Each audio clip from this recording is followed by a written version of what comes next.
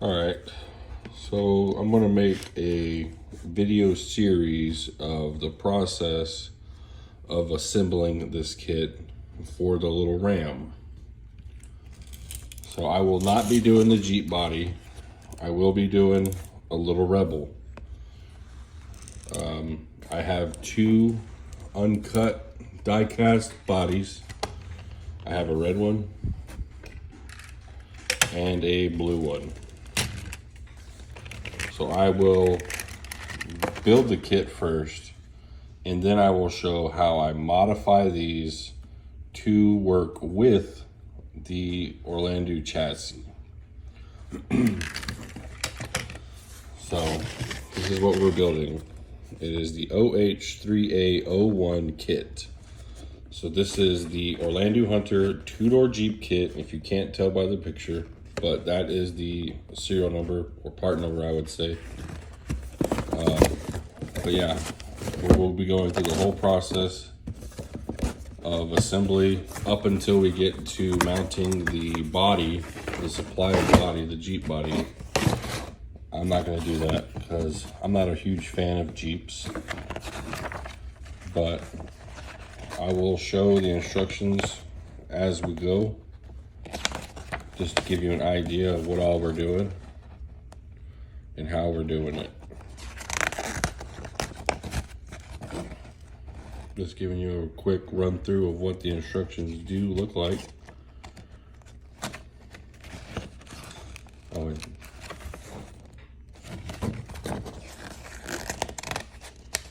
so I have the tools needed to build this, but basically it is a very small Phillips screwdriver and a 0.9 millimeter Allen wrench.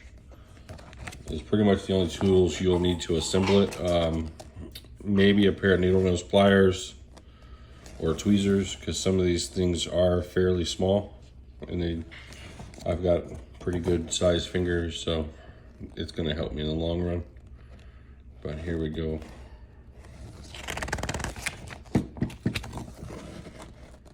It's a pretty good, straightforward instruction manual. Pretty easy to follow. I imagine I will probably still mess up putting it together, but I've built 4 of these.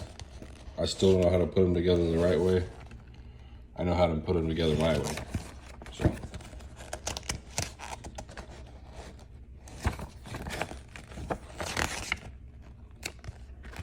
and that's the end of it. Alrighty, so we are going to start building it now. So let's open the box. We got our instruction manual. We'll slap that to the side. We got bag B, F, D, C, E1, X, E2, and A. I put the box to the side and use it as a trash box because this box creates a lot of trash. So E1 and E2, this is all Jeep body stuff.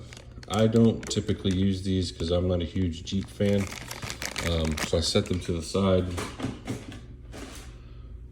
Here is bag X. This has got all of our screws and tools. So we'll need that first off out of the back. We're not gonna do C, F. Well, let's see what the instructions tell us to do. Okay, turn right to it. We're gonna start with bag A. That's our first little deal. And it looks like we're gonna be assembling the axles. So we don't need C, B, F, and D. We need bag A. I conveniently already have it kind of open. That works out pretty great. So let's see here. Looks like one of our pieces popped off.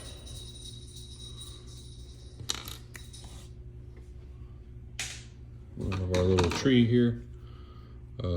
Let's go and clean these up. Just kind of snaps real quick off.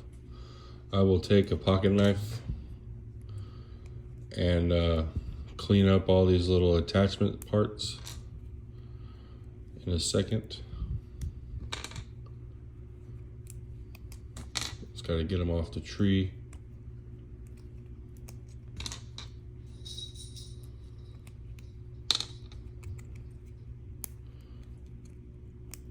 Okay.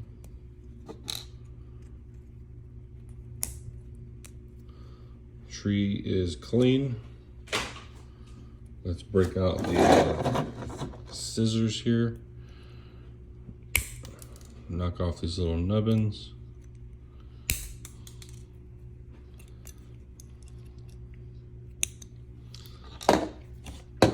Then we got the axle housing itself.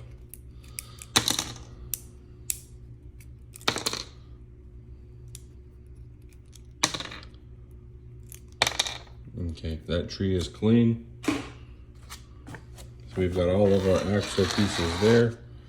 Let's open the instructions up to part A in the deal. And it's looking like we will be assembling the front axle first. So we need both of the smaller housing pieces, the C blocks,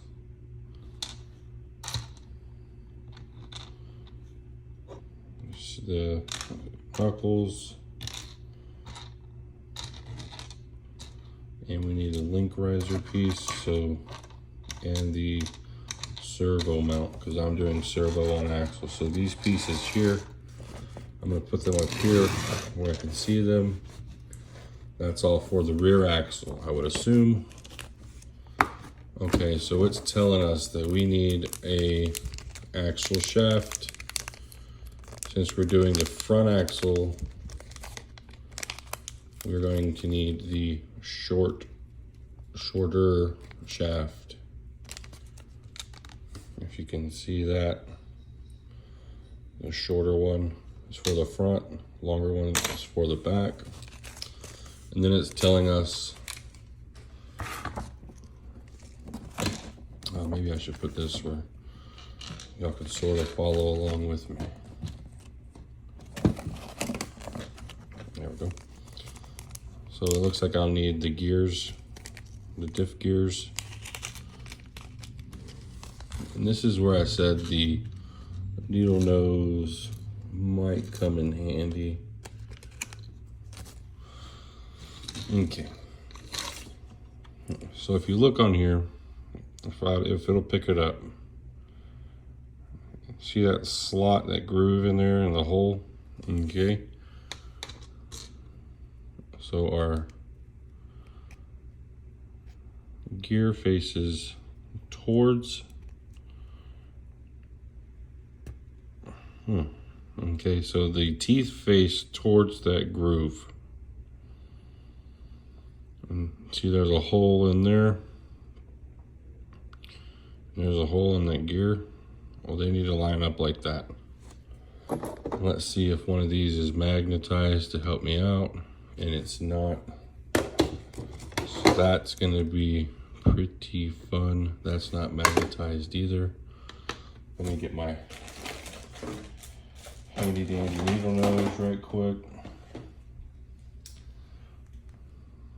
We're going to pick up on this little pin.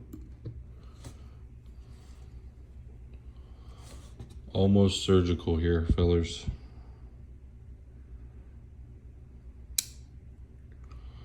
So I've got the pin in the hole. First try, doesn't normally happen. And we got it on. Pushed in. Okay. And then we've got this rubber O-ring that slides down over it. This is a little tricky. So I have a flathead on a multi-tool. And that's on there, and that's good. Okay. That might be one of the harder parts. And then it's saying that we need to get, I don't know if y'all can see it here. So we've got axle shaft, gear, and then it's got a little E-clip. It's not too good at showing. Oh, it's hidden by the thill up there. So we take our little E-clip here in the needle nose. Ooh, shit, where'd it go? We'll have to find that in just a second. It went on the floor. Okay, so we've got our E-clip and the needle nose, and boom. Axle shaft is done for the most part. Okay, and then we're going to take the, what is this? The bearings, the big bearings.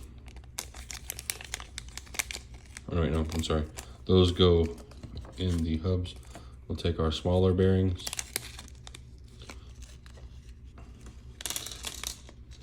Just dump them all out, lose them as we go along. That's the best way to operate. And then these slide down on the axle shafts once they stop bouncing around.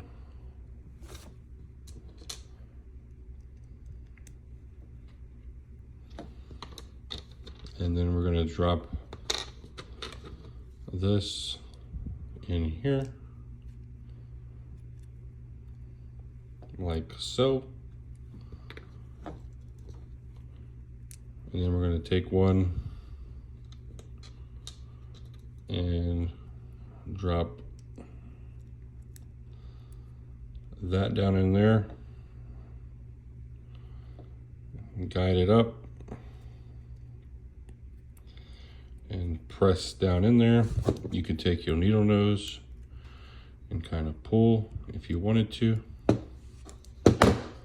So that there, like that. That is a semi-complete part of the front axle. So,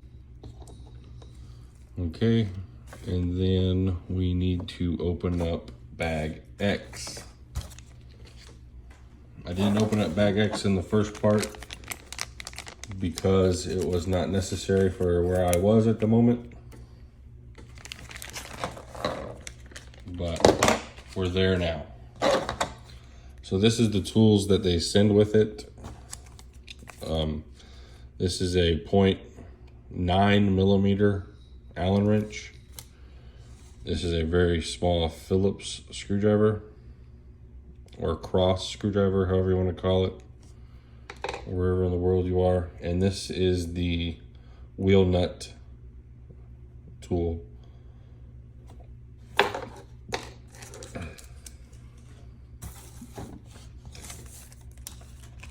Okay.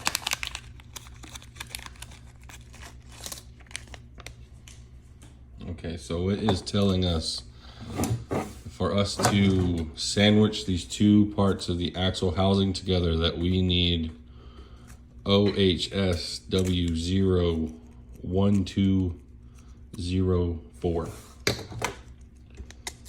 So the baggies are labeled. That's not the one we need. This is the one we need. Matches the number up here. That's what we're going with.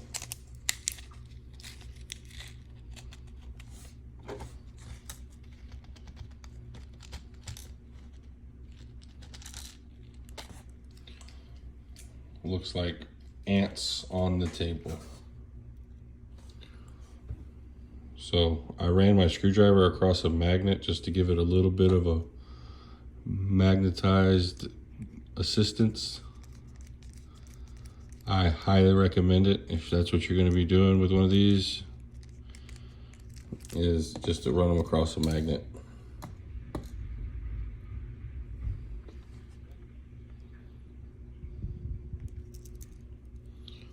And it's got these two recessed holes in the top and bottom of the axle housing, and that's going to be where we sandwich.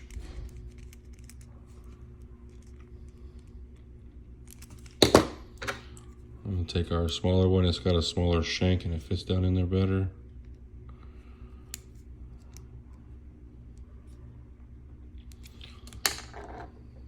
So we've got that part done for now. Let's see what the next step is. Okay, it's wanting us to put the C-hubs on. The C-hubs. It's really hard to tell, but there's a small hole in the axle housing right here on both sides. Bam and bam. And on the other. The C-hubs have it also. Sorry for the in and out of focus, but this stuff is so small, it's probably going to be most of this video. So we've got one side on, and you want the two holes of the C-hub right here facing towards the back side of the axle with the pinion gear or output shaft, what do you want to call it? But that is the front axle assembled barely. And that one is calling for the screws of the 1003 baggie. That's what it says right here.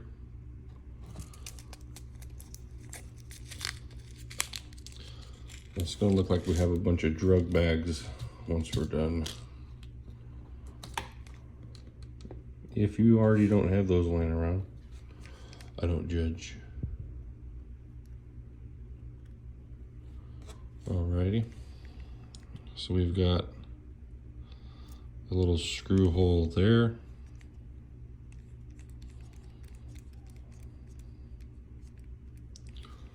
I'll grab another one.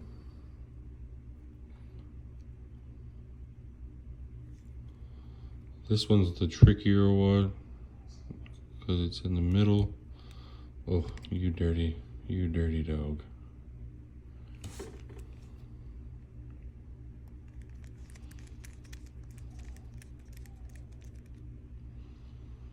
Okay, that's one side done. We had to put those screws in there and there.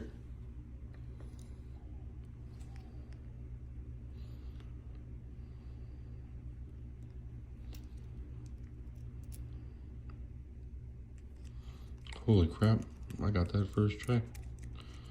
Now I'm gonna struggle with the back side.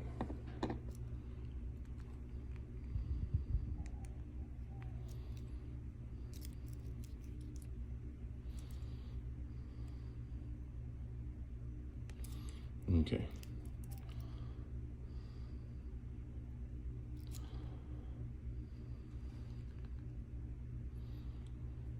I should invest in a magnifying glass.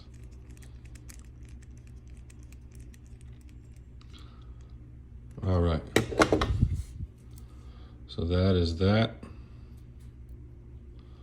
Okay.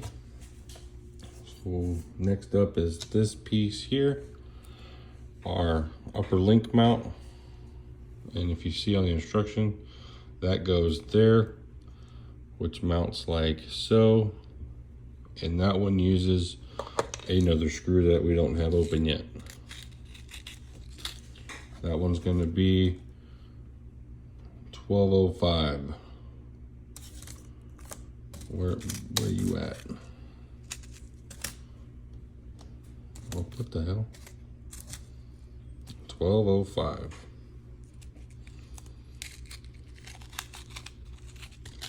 We just need two of those out.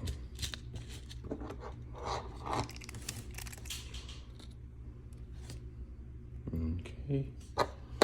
And I normally start these because they are a little bit of a headache. I start them down on the table. I don't get them too tight, I just get them started.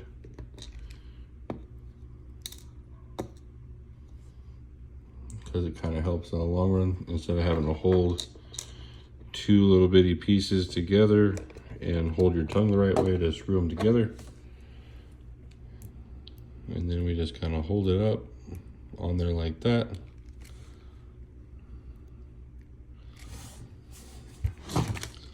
Oh my God. We just kind of hold our tongue the right way say some internal mantras that are mostly swear words. We got that started. And go to the other side.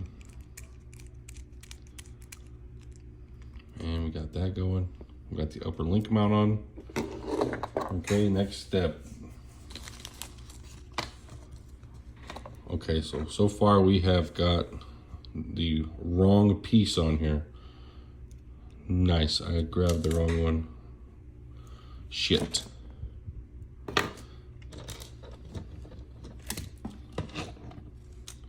It was supposed to be this one that's shaped like a W of sort, because that's got our servo mount.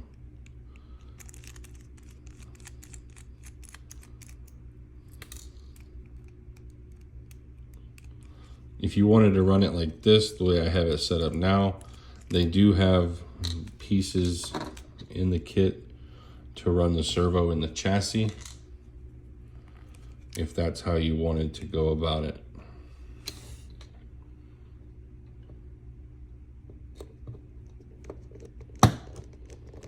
Okay, got that one.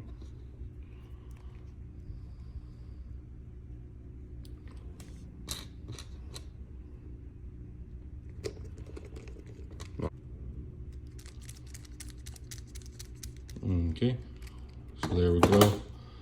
I'll smooth all these little cutoff pieces in a second, but there's our top link mount. There's the majority of the axle assembled.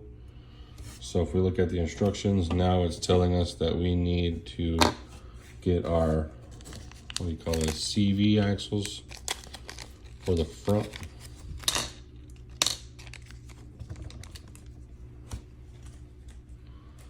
So this one, this little axle, stub axle, what do you want to call it? That's for the rear. This one with the bearing on it, and this got a pivot to it, that's obviously for the front. So we'll take this and we're going to jam it off in here inside of the steering knuckle. Sort of difficult, it's really tight fit.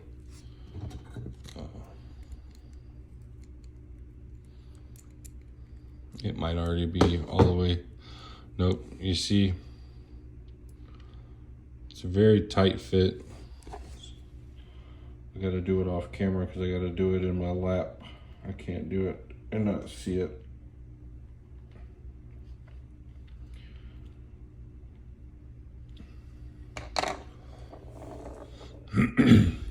Holy crap, it does not want to go in there. Whatever, I'll figure it out in a second.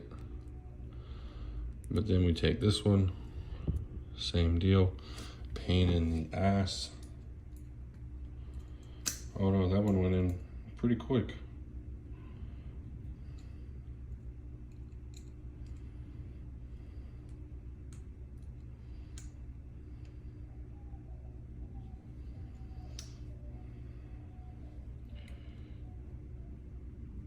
Okay, so that one went in a little bit more than the other one. I'm working on the bastard now. Okay, we'll take it and we want to make sure that our steering link nub is out to the front. Slap her on in there. It's got little plastic pegs that grab onto the C-hub.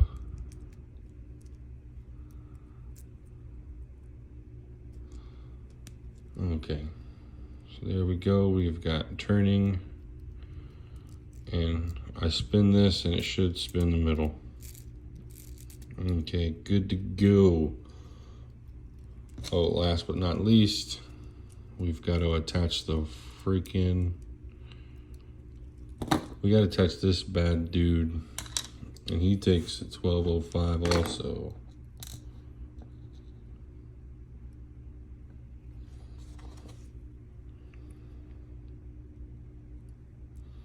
You son of a man.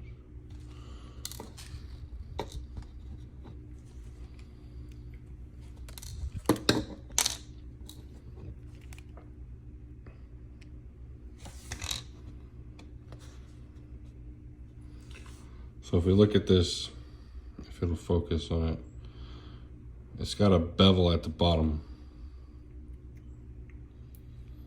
Okay.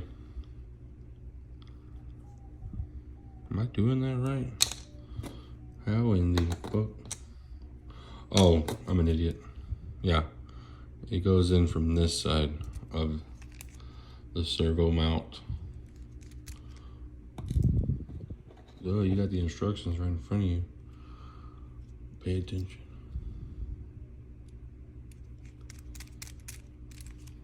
Okay. So we've got a flat side. There we go. We'll screw her in there.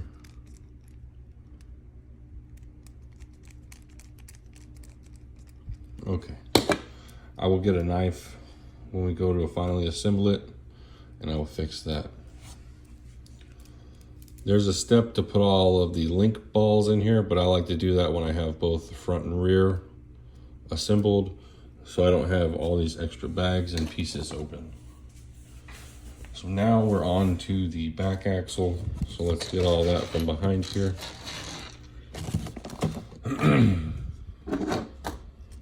Okay. So we've got the front one done. Now we're working on the back one. So we've got our rear axle shaft.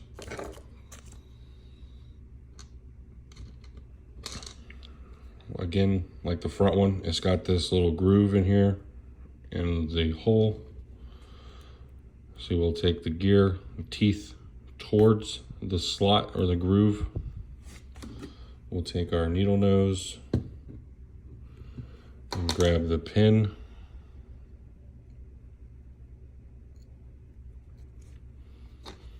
So we've got the little pin. Focus. You see that little eye in the gear and that eye in the axle shaft. Oh, that got sent into oblivion. Let me line these up first. Good thing they send spares. Holy shit.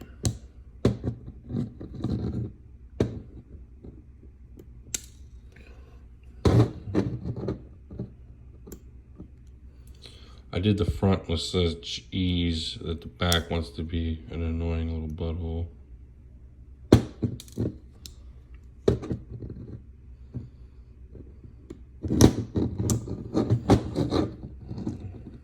I think this whole little clip here is going to be me struggling with this pin.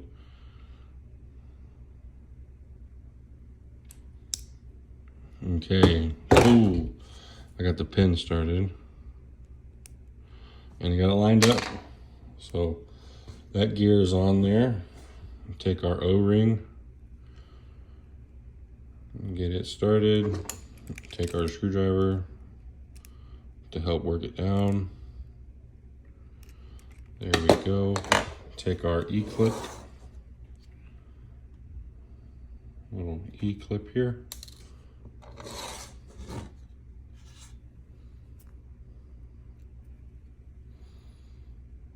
Grab it just enough. All this clip does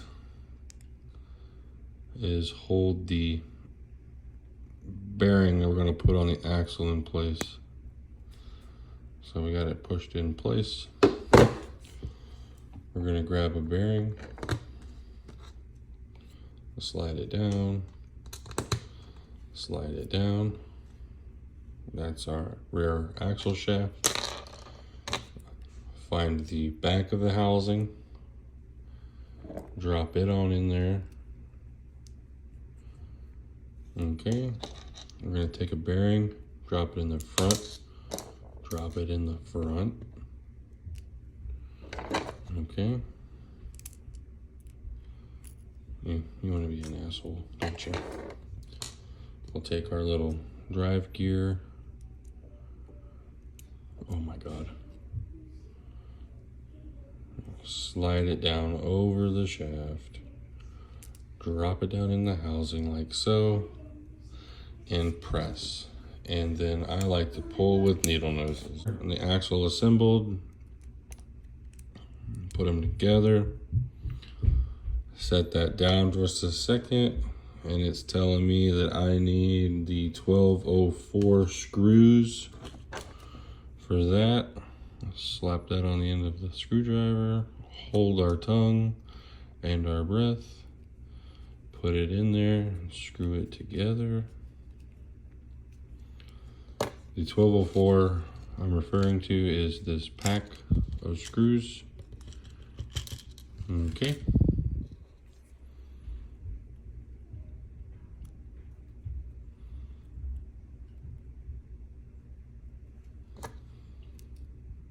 Okay, hold your breath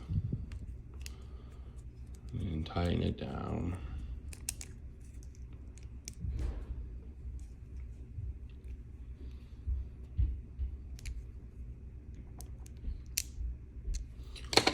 All right, and then we're gonna take,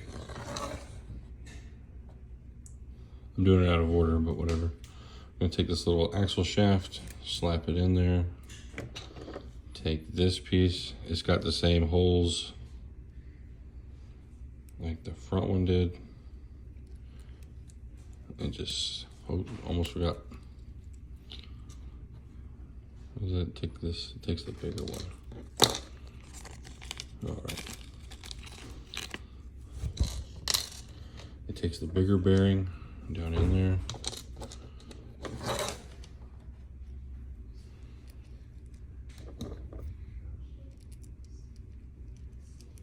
Oh wait, I'm all fucking backwards. No, I was right.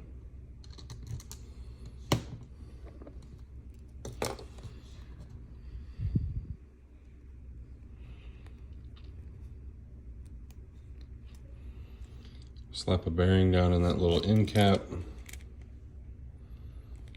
Push it down with a slightly bigger screwdriver.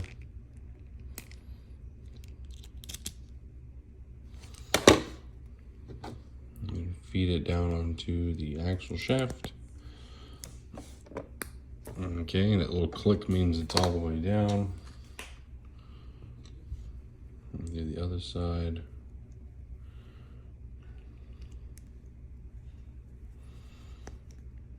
Okay. I'm gonna take that, put it on there. Then I'm gonna slide this down. And then that is a majority of our rear axle assembled. I need the next page.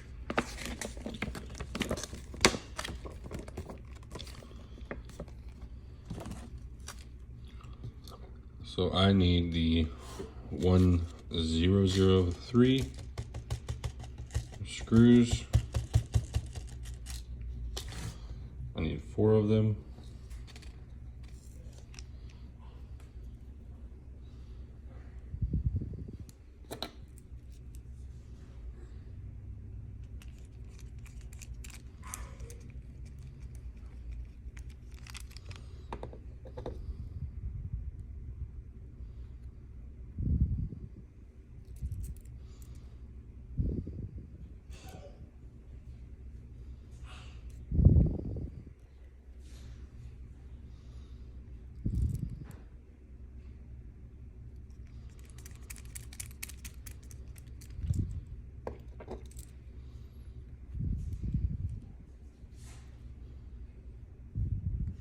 Okay, let's see here. Got it.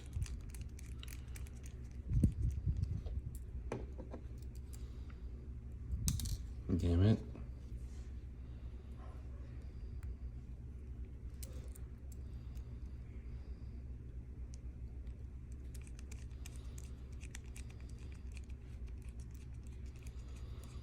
Okay.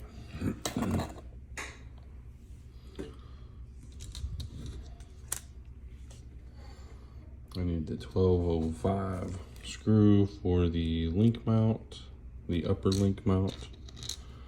Same like I said on the front, and put it down on the table to start it.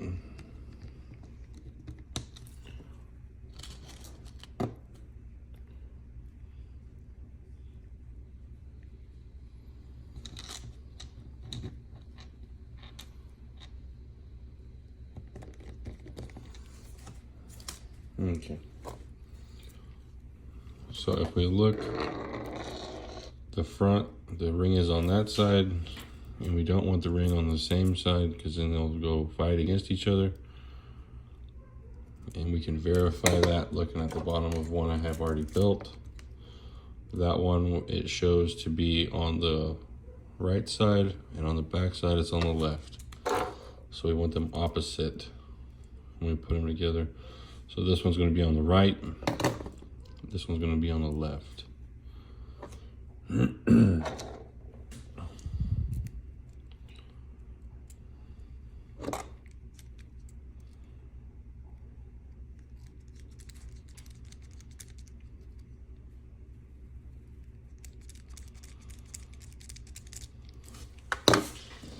Okay, so that is front and rear axle assembled. We will take these two remaining small bearings once we put the drive shafts on, and they will slide over those output shafts. So we'll have a bearing on the outside of the axle on that shaft. Okay, next up, we need to put all these little ball links in there.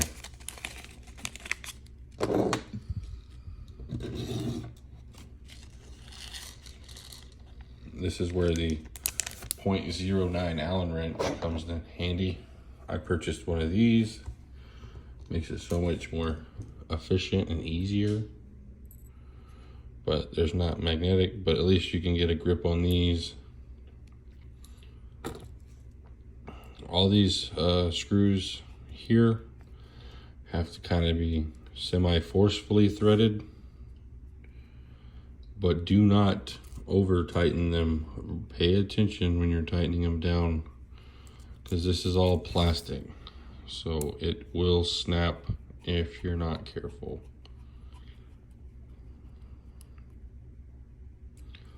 There's that one.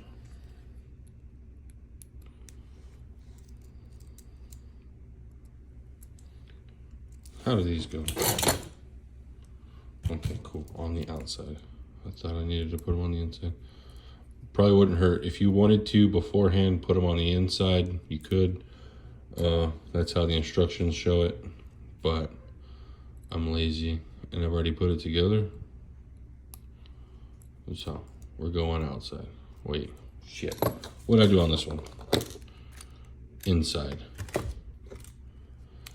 No, I gotta do them. I gotta redo it.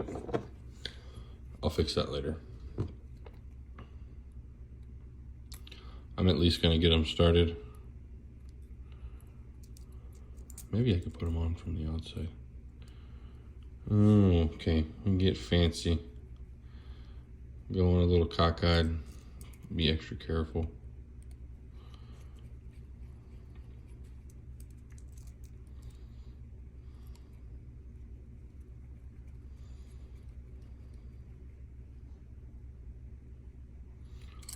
Just get them snug.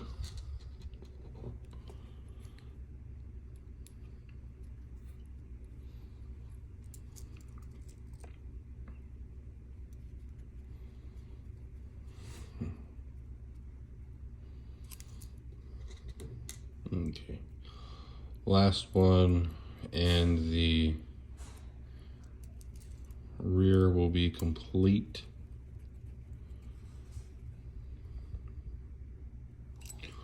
Rear axle complete, front axle.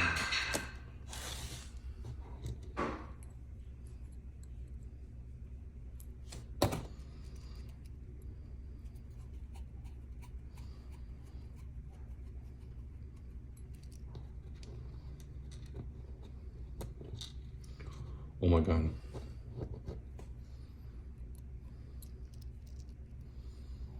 Okay. Okay, so this one is on the outside.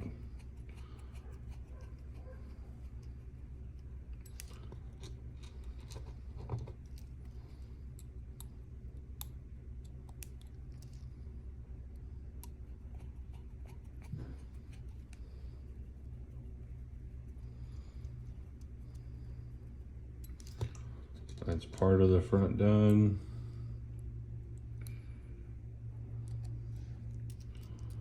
Okay, move on to the other side of the front. Like that, I just snapped that son of a bitch. Okay, I'll fix that later. Yeah, I just get too fast rocking and rolling trying to put this together. And it just literally takes that one extra twist.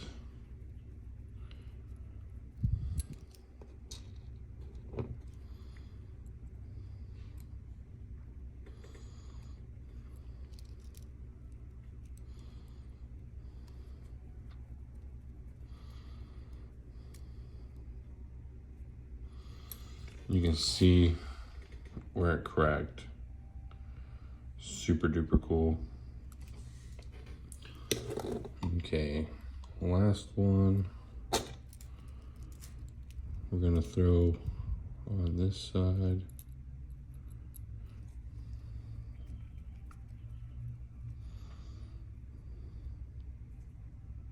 Okay, and then the other side gets the fancy double bead.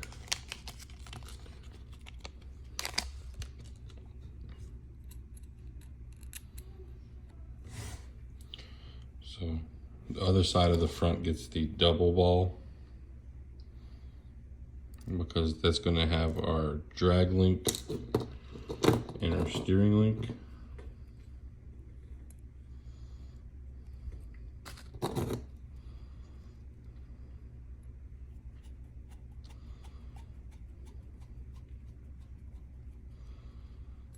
Okay, so up next is claiming for the links. So I got the front axles done, and next on is our links. So I'm gonna need bag B so we can start building the links. Okay, we'll just set that to the side. So we've got bag B here.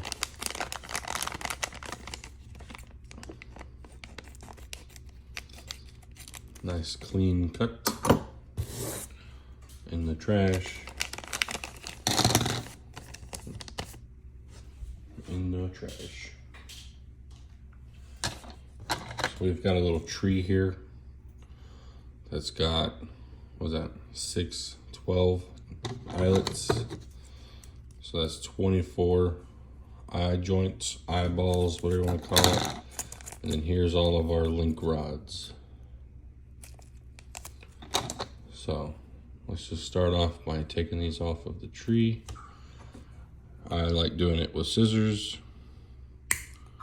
If done carefully, you shouldn't lose any, and you won't cut yourself. But who am I to tell you how you operate?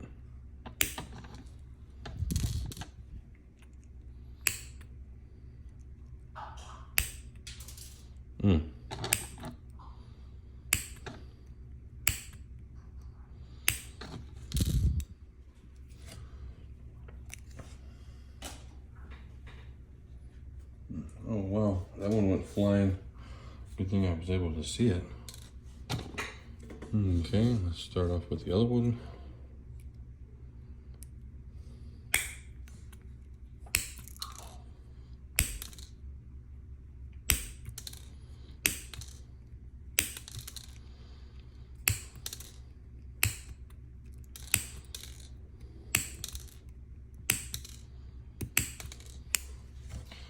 Even with the whole hand cupping method I just did, I was still having them flying, so be careful. Don't launch them out of your sight. And we've got all of our little links. Ooh. Make sure they don't get stuck in the bag, because that's happened to me. Move our axles out of the way. Okay, so we're gonna have 4 of these long ones. It should be the same length, and there should be one longer than the rest.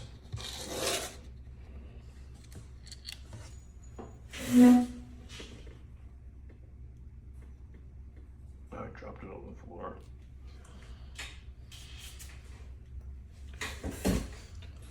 Okay. So we should have 4 links, 4 longer links the same length. It's very difficult to tell, but similar length. Don't let this one confuse you.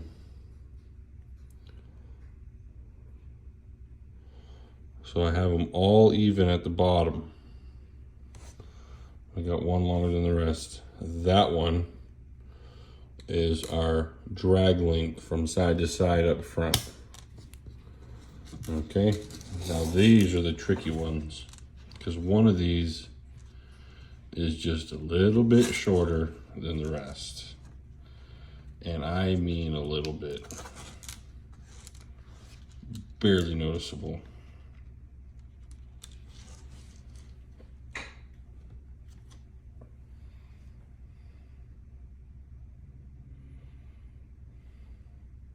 Holy crap.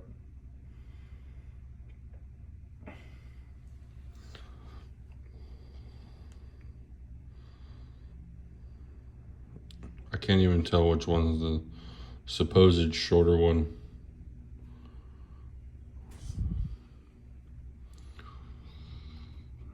They all have the same, looks to me the same. Hell, I'm just gonna throw one to the side and we'll see what happens after the fact.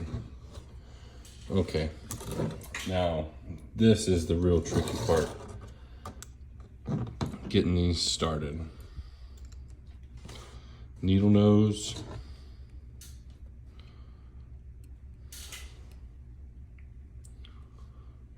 And just hoping you get a good start.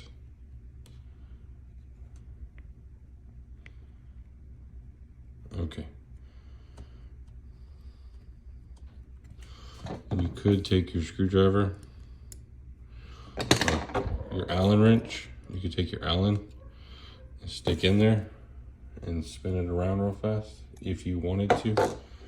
But my fingers are gonna hurt anyway tomorrow. So we'll just keep rocking on like this.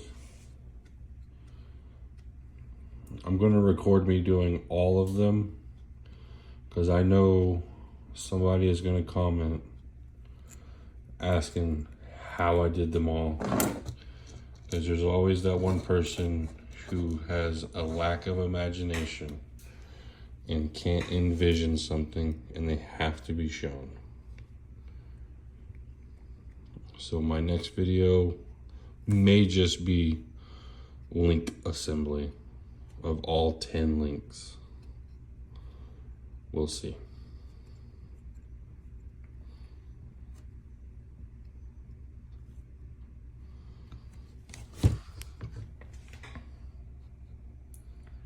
I got them all the way threaded down, it looks like.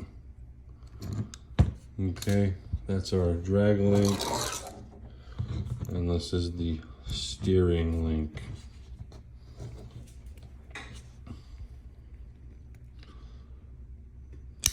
Oh my God, I damn near lost it. Oh my God. Let's find a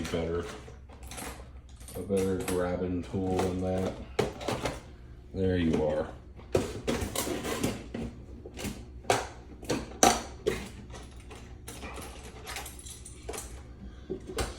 You see a pair of needle nose, they taper to grab. These squeeze to grab.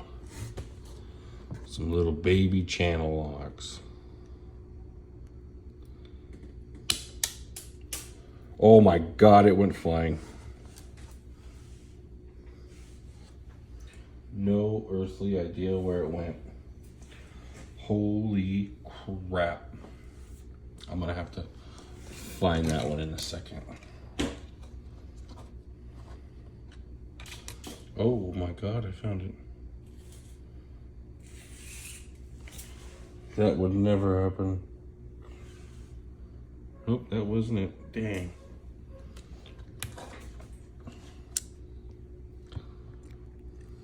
More secure down a couple teeth than right at the tip. Okay.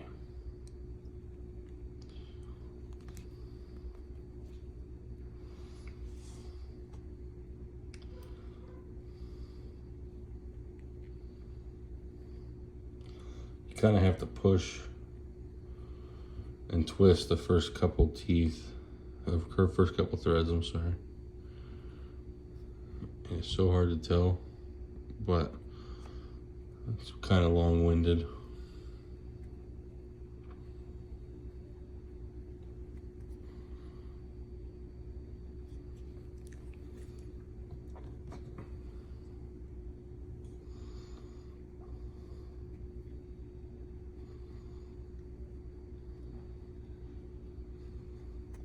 Okay.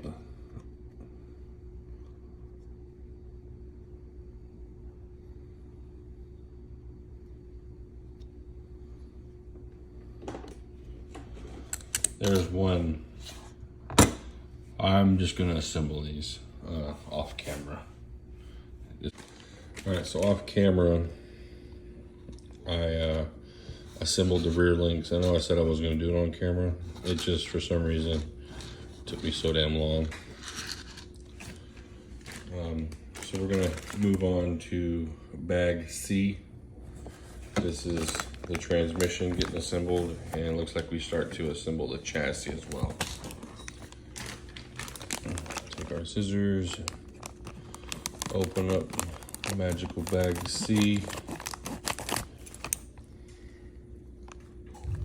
All right. Let's see what's in bag C. We've got our frame rails. We're going to put them to the side for now. We got the battery tray. Put that to the side for now. Shock mounts to the side. Different length servo horns to the side. Cross members. Put that to the side.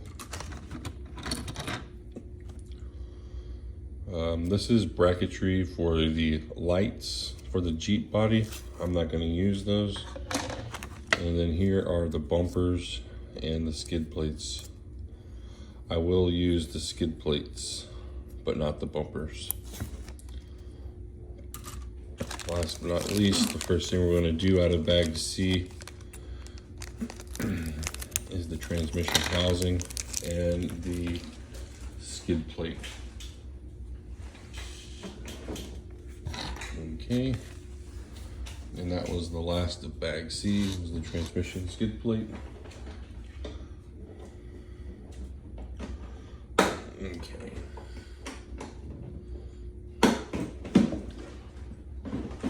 So we don't need those at the moment. We've got a bag of ball ends for the other side of the chassis. We got some bearings, and we got the transmission gears.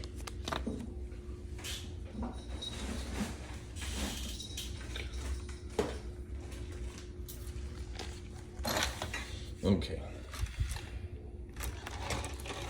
I made a mess. Let's see here.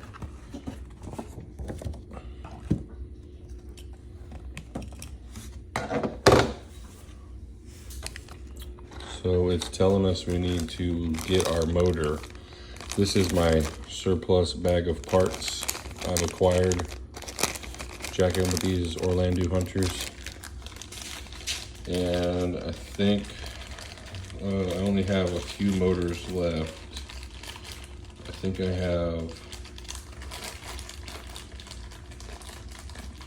have a 3,000 RPM motor,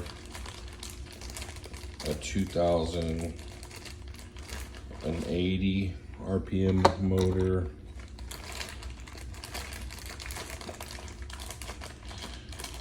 This is the 2000. I think I have that's the one we're going for right there. This one I have it labeled 300 RPM motor. This last one is 120. The last one I have is a 120 RPM motor. So I did a little speed comparison / crawler comparison between the different motors they offer on TikTok and Instagram. So basically anything over 500 RPM is just a little bit too fast to crawl with. They're fun for going quick, but you can't really crawl with them too well. I would say, in my opinion, 300 is probably the best kind of all around. That's what I have in the red one. The black one over here has a 500. It's a little bit too fast, but it's okay at crawling. And then this pink one has a 200. It's pretty good. I would have to stick with 300 or the 200 if it were me personally. The 120 is really good. It has a lot of torque. Really slow though. The 80 has so much torque, but it is dog slow. So this build in particular is going to get the 300 RPM motor. Super easy to assemble. Slide it on up in there. The motor, it has the gearbox already attached. It's got all the gear reduction. It is a different motor than the 3000. The 3000 has just a bigger can. So the 2000 though, I have it very poorly heat shrinked, but the motor itself is the same length. It's just the 3000 that I noticed is longer, but it's pretty straightforward. Square hole, square peg, insert. We got our shaft poked out. It is telling us that we are going to need 11603 screw. We're gonna need 2 of them. That was weird. We'll take it, put it on a screwdriver, and we're gonna work it in there.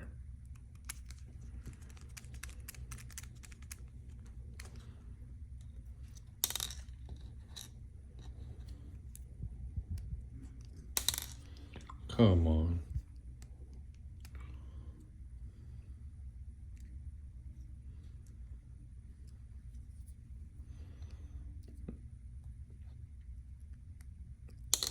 Oh my God.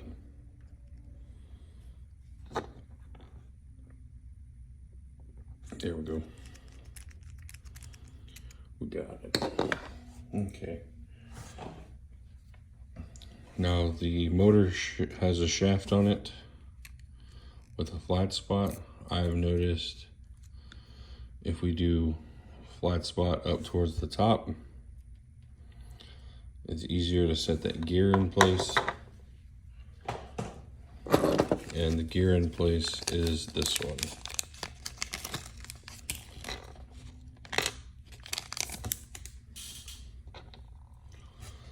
It's this little guy here. It goes right on top.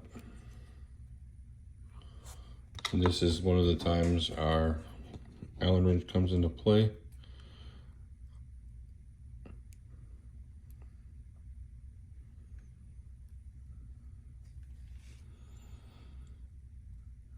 There we go. So we've got the little grub screw in place. It probably won't focus on it. We got the little grub screw in place. We've got our little gear. It's best if you get it sort of started in time before you fully mount it to the motor. Get it snug, but not too snug. You'll feel it when you get it too snug. It'll make a pop feel, and then you've stripped it out and you're SOL. Take our bearings and press them in.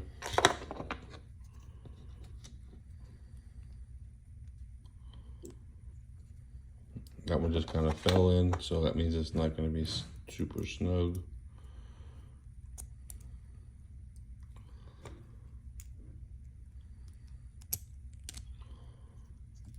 And you could, when you're assembling it, throw a little dab of grease. I don't have any at the moment, but I imagine I'll open it up here pretty soon after this to re-grease it.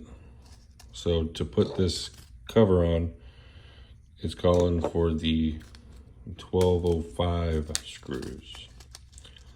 We're gonna need 4 of them.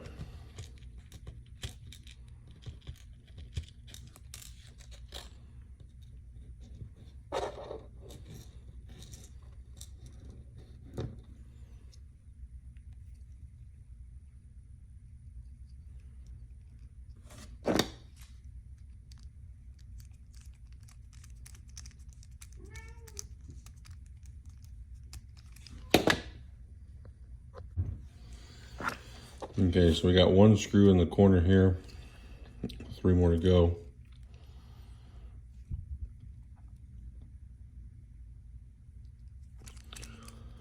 Okay.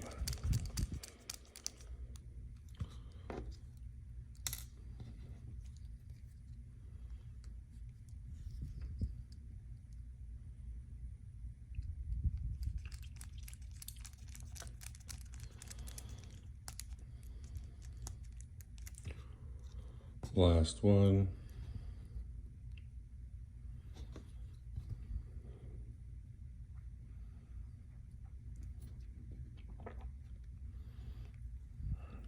Last one's always the tricky one.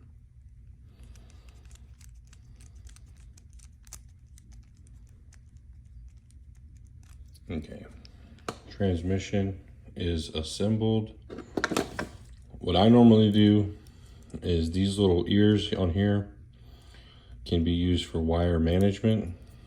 You just kind of slide your wires in there. But the way I have them set up, I will show you. I won't do it now, but I cut these little ears off. It's what works for me.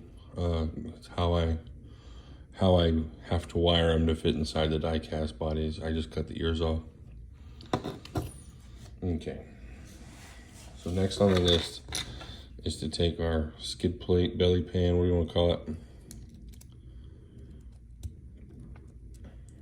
And there we go.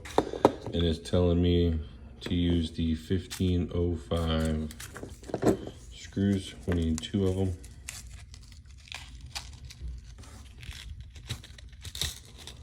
I should not have dumped it like that.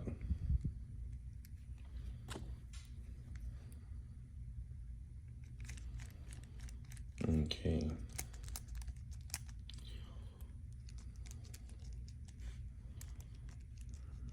These are sort of long-winded screws. I think they're the longest ones in the kit.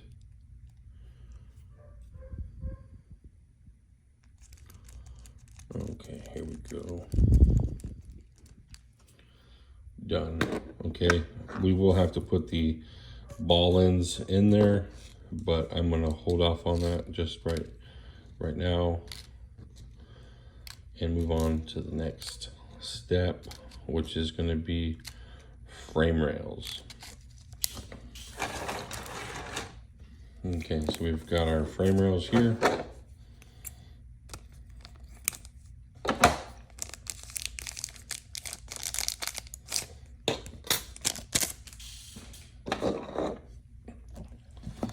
Let's just slide this over, move the camera a little bit.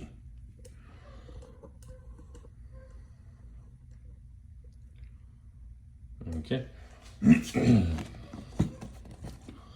So this is wanting me to use all of the lighting brackets. I'm not going to do that. I'm going to skip past that step. If you're building if you're following along with me building your own kit, sorry I can't help you. Okay, so it's telling me I need one frame rail, and I'm going to start with the side skirt, skid plate, whatever, and I need some 1505s. I guess I should have just left that big pile on the freaking table.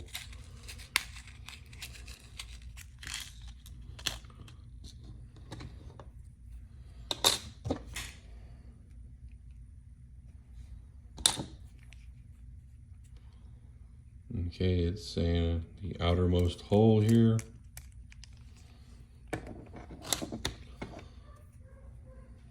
So we've got a flat side and a curved like side. I'm going to do the curved like side towards the front of the vehicle. Okay, just going to get it almost done and seat it all the way down. And I'm going to slap the back one in there. And get it started in there.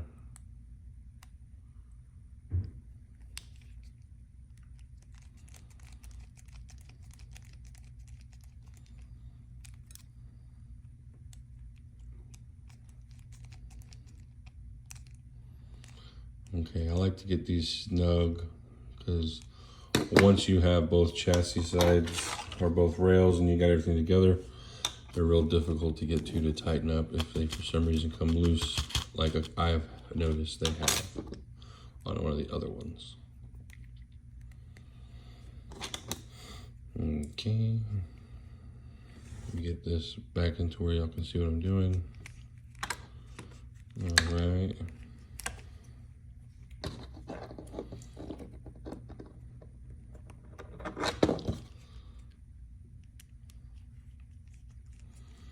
We got it in the hole. Got it started. I grab another screw.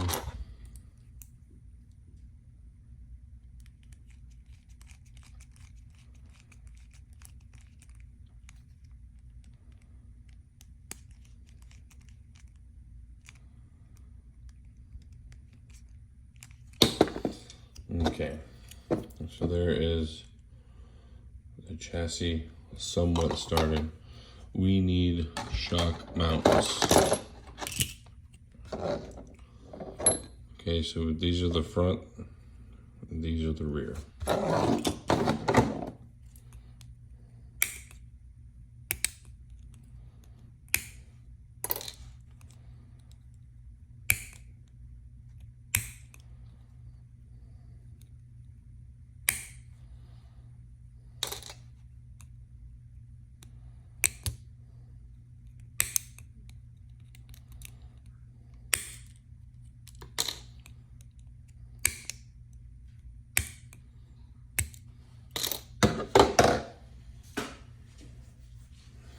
Okay, and I need the 1503 screws to mount that.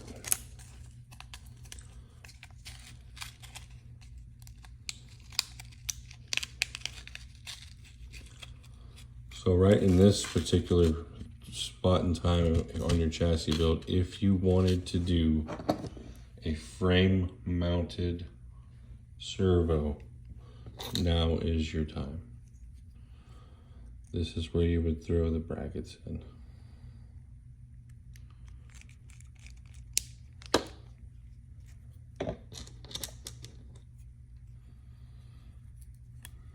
Just verifying right quick that I put the screw in the right hole. Be careful if you're pushing against it when you tighten it up, because you will thread into your thumb. It's only one screw for now on each one, but there are more coming, so don't get like, what the hell? Okay.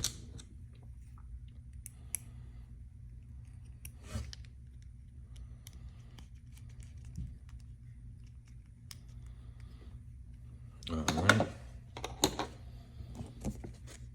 See, this is the servo horn, or would be servo horn if you were doing a chassis mounted servo. Okay, and that's just a mirror of the other side. I did them at the same time. Okay.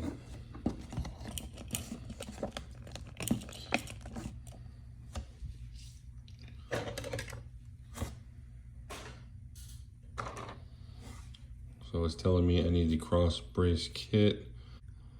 Number 2, if we look here, it's gonna be hard to tell, but number 2 piece of this tree.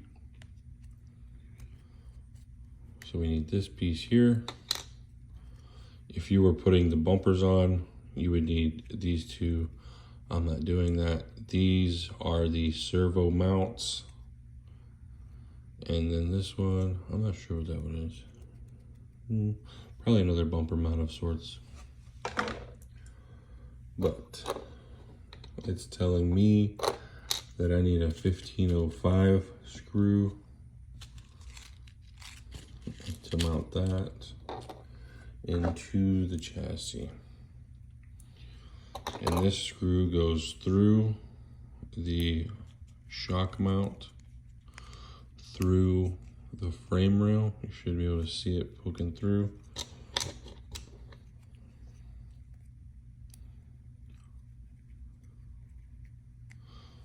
Oh geez.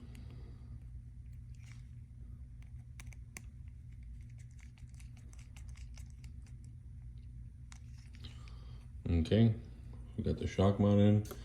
It's also telling us that we need to throw in the transmission skid plate piece.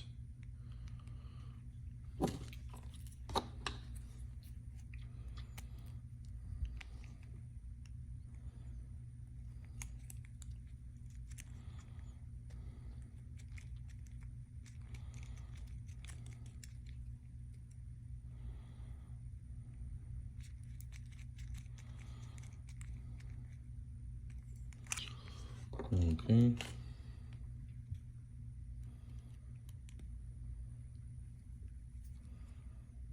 There's 2 holes right here on the side in between the side skirt step, what do you want to call it? That's where the transmission mount gets bolted to or screwed to the chassis. And then we need our battery tray right here. That piece, it shows in the picture this little pegs up. That's what we're gonna do. It's gonna fit. Oh, did I put that in backwards?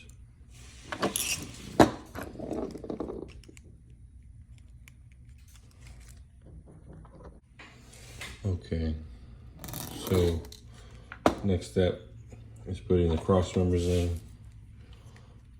I put this one in off camera.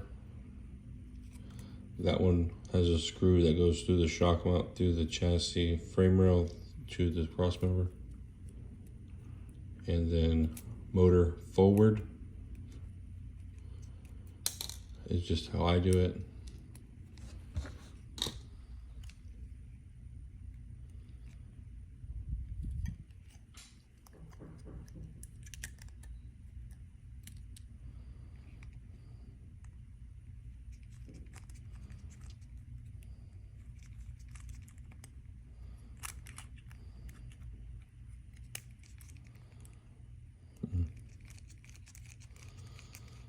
The provided screwdriver has a smaller shank, not smaller, narrower shank, and it kind of fits in here a little bit better.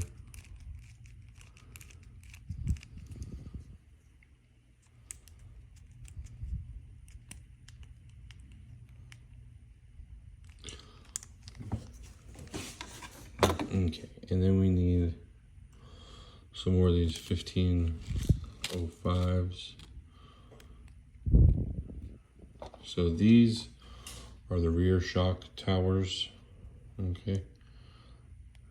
We're going to start our screw in there like that. Might as well go ahead and start the other one while we're at it. Take it right in the other hole, get it started. It's going to mount to the frame rail. Make sure we grab the right side, the correct side that we've been building on. Okay, we're going to get it started. What I like to do right here is just kind of keep working it to strip out the shock mount, because we're going to have to thread through. Go slow, I shouldn't break it. I haven't had it happen yet. So in the picture, it is showing the little tabs up. I did it tabs down just to see what's up. And it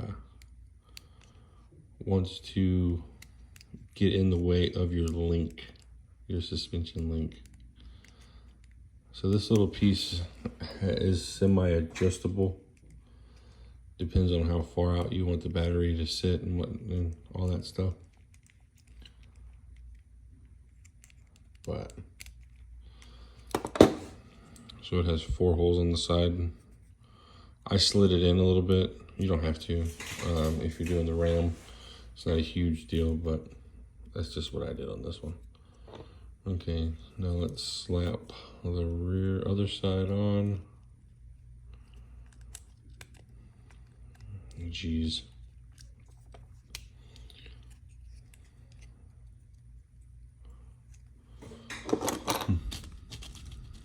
Take some 1505s.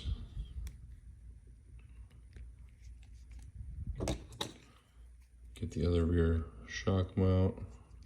Get that going.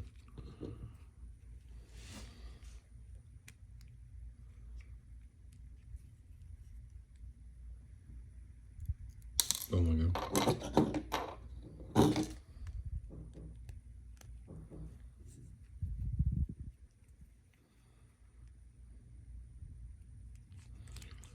Get it started. We're gonna set our mirrored frame rail on here. Slide it up till we see the holes.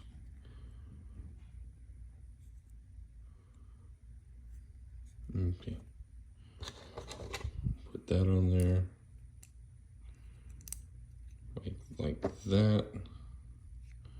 See, I almost messed up.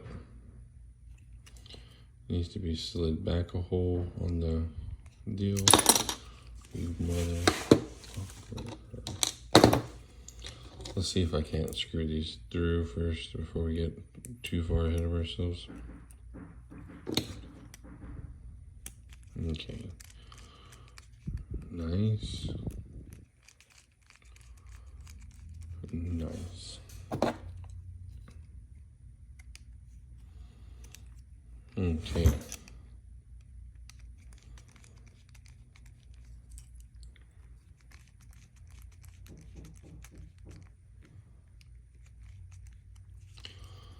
Okay, so we got that done.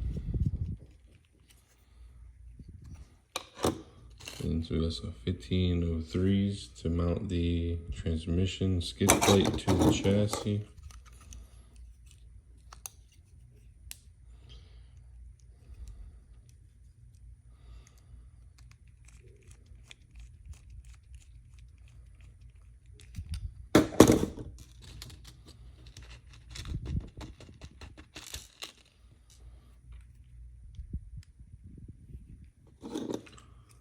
Okay, take that,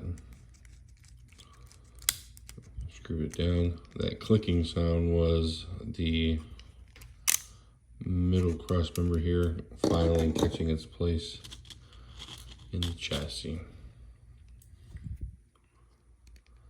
Okay, I'm going to 1505 through the front spring mount, shock mount, I'm sorry, through the frame rail and into the cross member.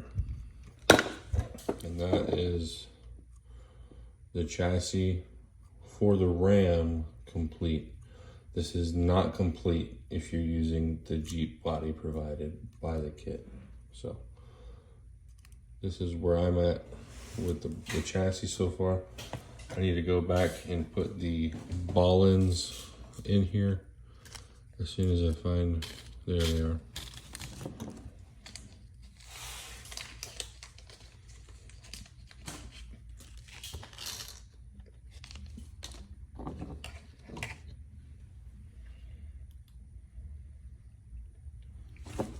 Okay, super straightforward placement of these.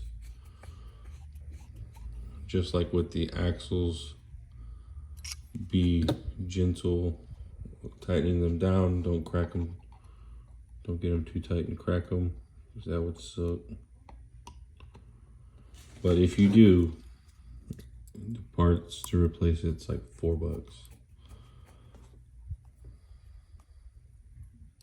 Or 11 if you want to go to aluminum.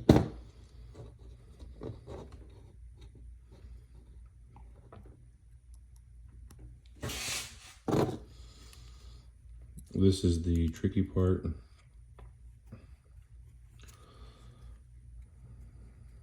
So they want you to do this with the L wrench, the 90-degree Allen wrench. It can be done, but I'm a little bit too impatient to sit there and try to turn something this small with a 90-degree Allen wrench. But what I will do is go in at a slightly off center angle and go slow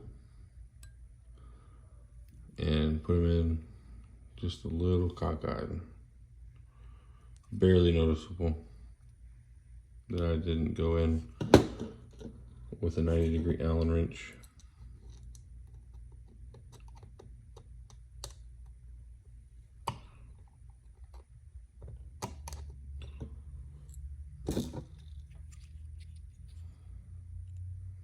Okay. Be careful not to over tighten.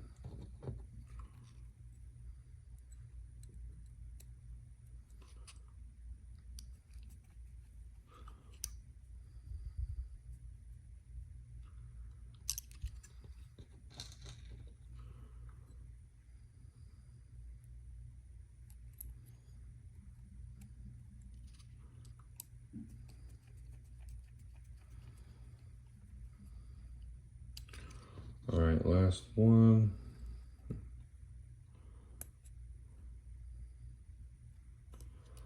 Okay, it's always the last one that breaks because you're like, I've done all the rest, I'll be good. And all right, we're gonna stop before we break it. All right, so for me and the Ram chassis, this is complete. We got our ball ends in, side skirt, step rails, and shock towers with a motor. So it's starting to already look like an RC car. So yeah, here we go. All right, so next on our list of stuff to build is bag D. Looks like we will be assembling the shocks and drive shafts. Here's bag D. Let's cut her on open.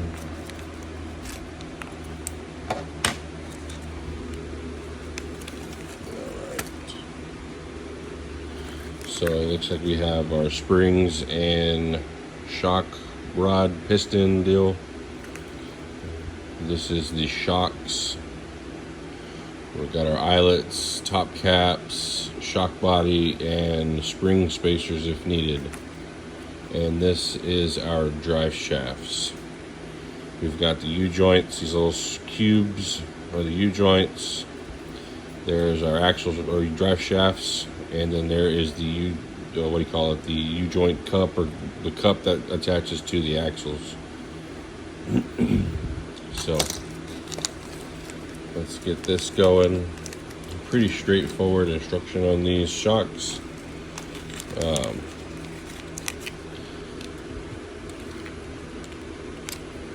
Shouldn't be super difficult to assemble, but it might.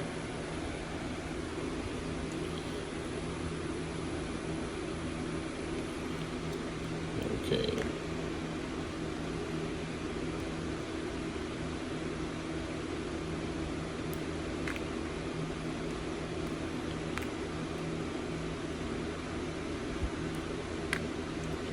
I'm going to leave the shock spacers on the tree for now.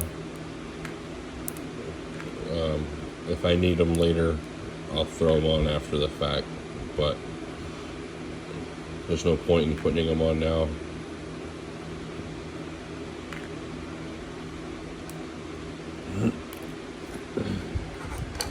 Okay. So we want to grab the 4 bottom eyes and the shock body, which is this little cylinder.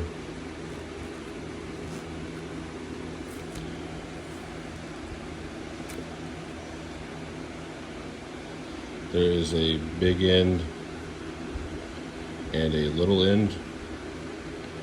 So the little shock piston goes in the big end, and it'll drop through like that. Get it, grab a bottom and get it started. Same thing like with the Lincolns. They want to be a pain in the butt.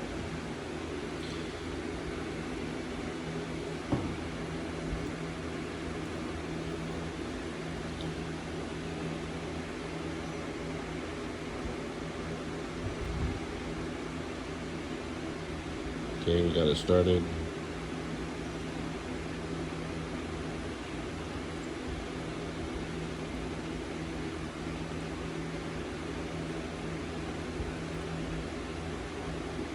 Okay.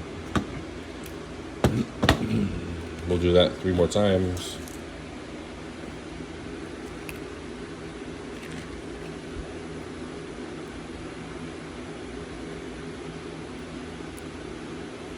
Get that down in there. Grab it with the pliers. Grab a bottom.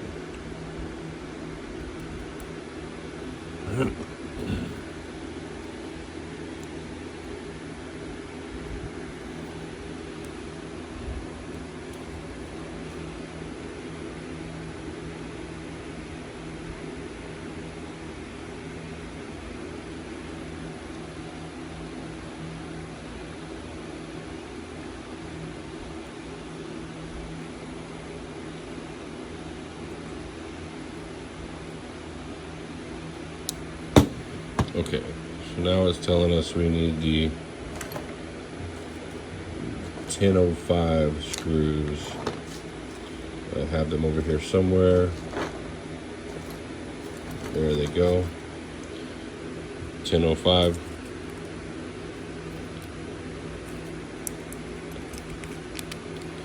Gonna need 4 of them if they cooperate and come out of the baggie. What? Oh shit. Okay, now this is the tricky part of the shocks, is getting the springs to cooperate with you. You take it, slide it over, push the spring down, and then you want to hold the spring down. Take the shock cap, put it on there.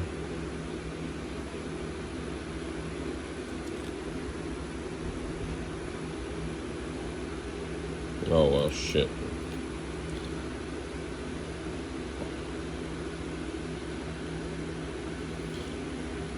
See, take it. Okay, just wants to slide through there.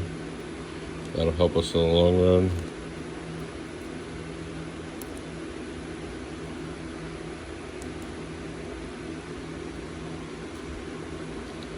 Put the shock cap on. See the hole on there? This one has a recessed hole. That's the side we want to put the screw through. Okay, so we got the screw started and the shock cap.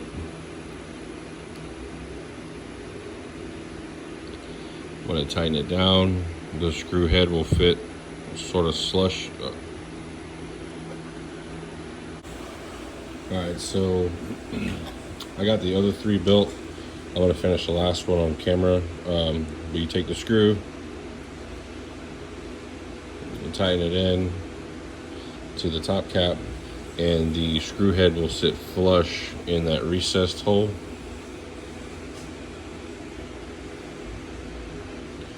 Alright, so we've got all 4 shocks assembled, and now we need to step onto the drive shaft. And in my opinion of building these, the drive shaft is the hardest part to assemble, especially going to be on camera. I might just have to show the parts and try to snap one together, but I'm definitely going to have to do the rest off camera because my fingers are a little bit too fat, and definitely going to be saying some curse words.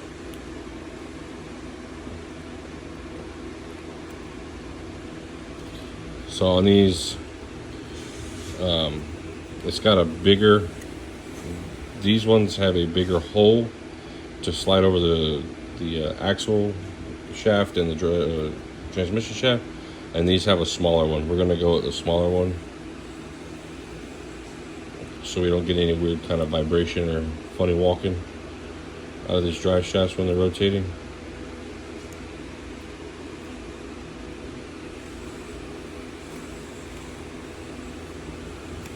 Okay, just gonna put that to the side. I have not found a good way to piece these together yet, so you want to just kind of go in at an angle, and hopefully it just kind of snaps over.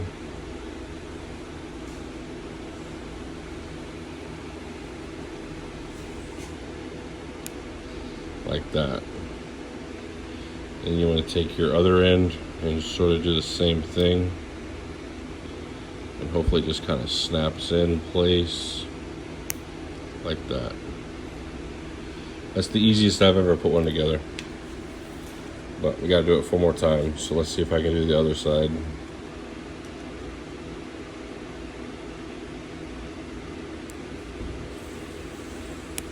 Oh shit.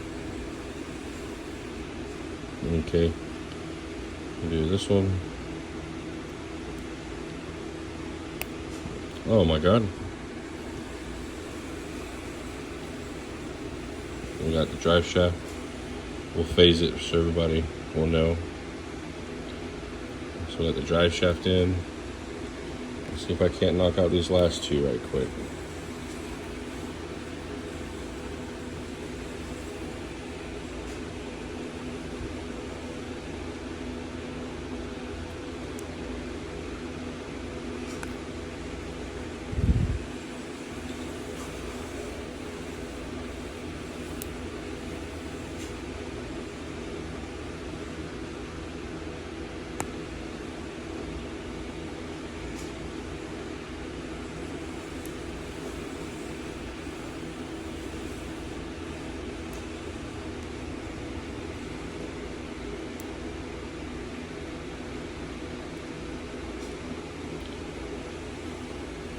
This is the horse shit I was talking about.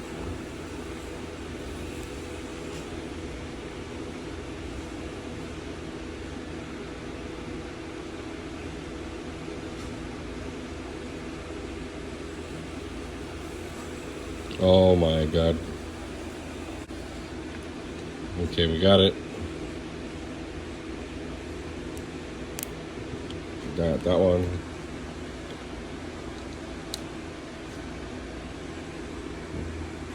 Let's move on to the next one.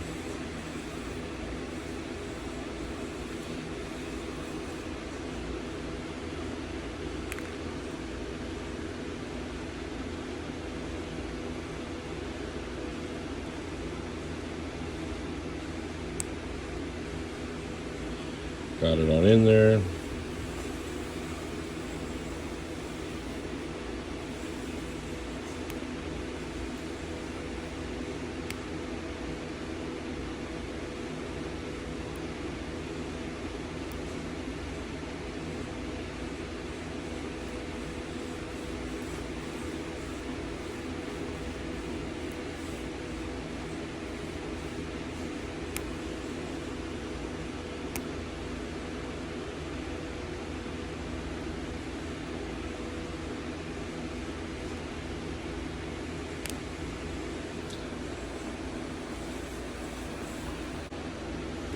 Okay. Got the drive shafts assembled. Next step is to complete the chassis. And as for me, I'm done with the instructions. So, we got the front axle. Let's get our links going. Make sure I didn't lose them. I'm moving them around and whatnot.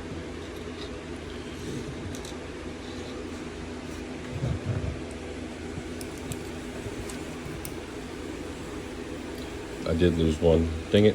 Oh no, there it goes. Okay. So we're gonna slap 2 of these shorter links on the top.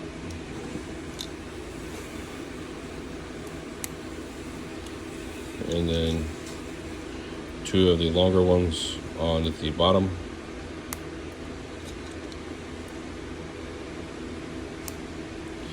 And we're gonna put a shock on the top one here.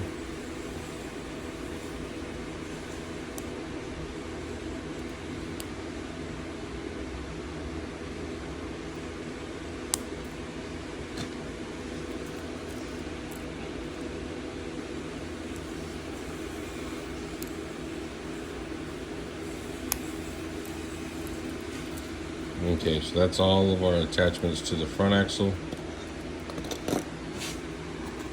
We're going to do the same to the rear. So, long link on the bottom, long link on the bottom.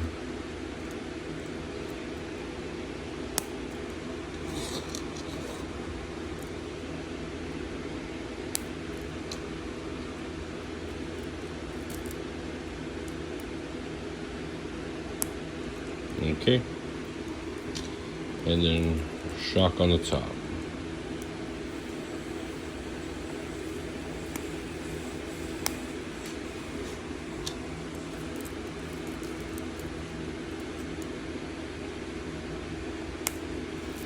Alrighty.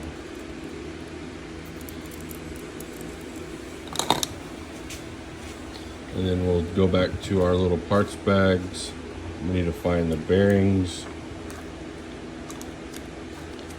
right here.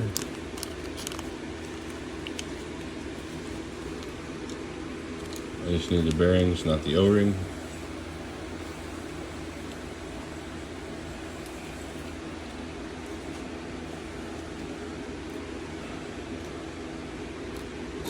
Okay. So we'll take a drive shaft. Once we put the bearing on, drop a bearing down in there. Take our drive shaft.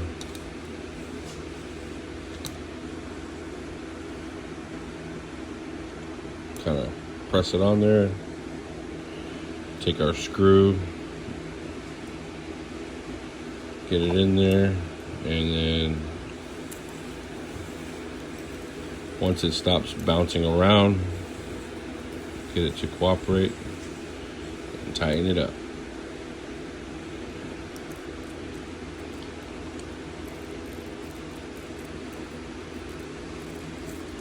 All right, let's do that again with the back. Check our bearing, drop it on there, take our drive shaft, find the hole, line up the hole,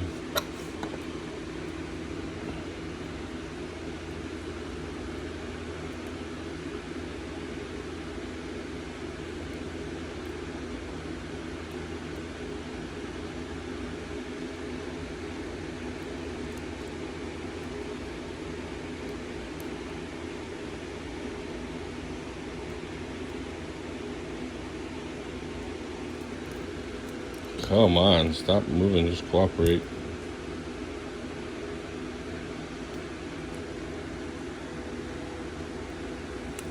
Alright, so we got the front done. And the rear done. While we're here, at this point, we might as well put the drive shafts on the axles, on the chassis, I'm sorry, as well.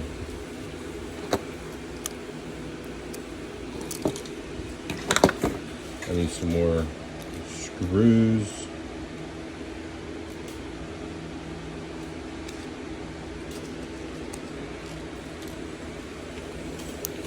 The 1205 screws.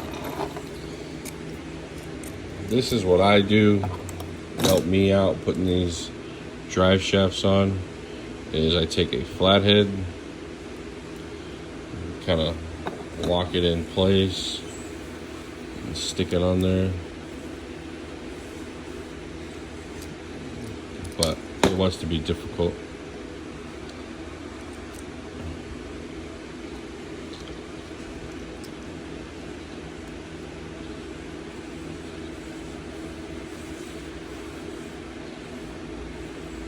Okay.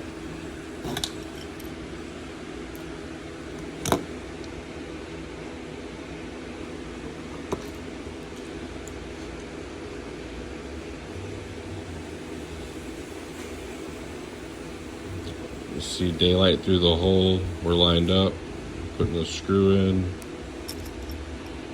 getting it started, and of course it wants to walk. Getting it tightened down.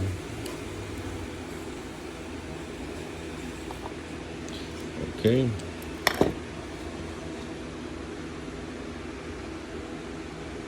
Sorry for my hand being all in the way.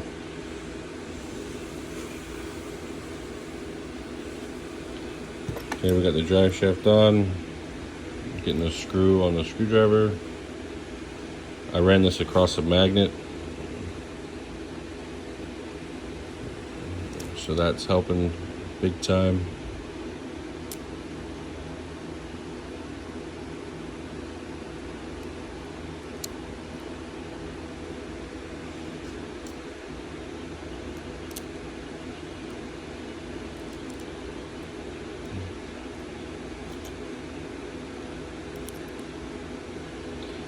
Dadgummit.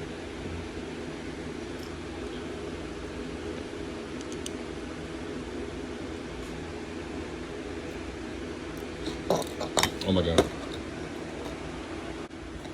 Okay, so I had to spin the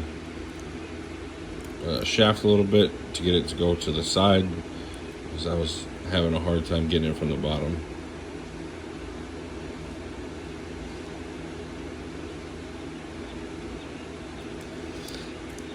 But we've got both of the drive shafts in place.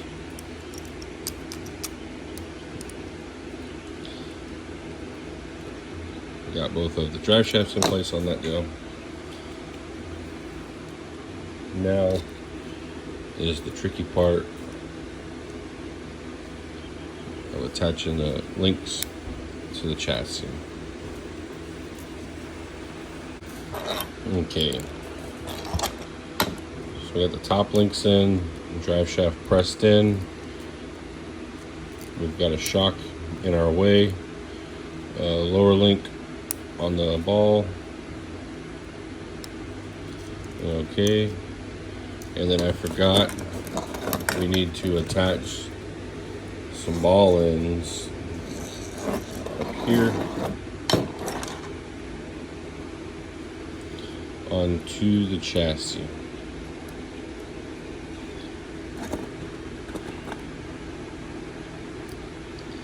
So this is going to be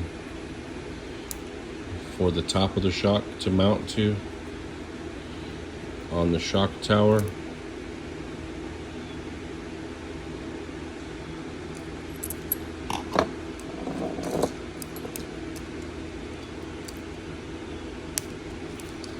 Alright. One of our links popped off, whatever.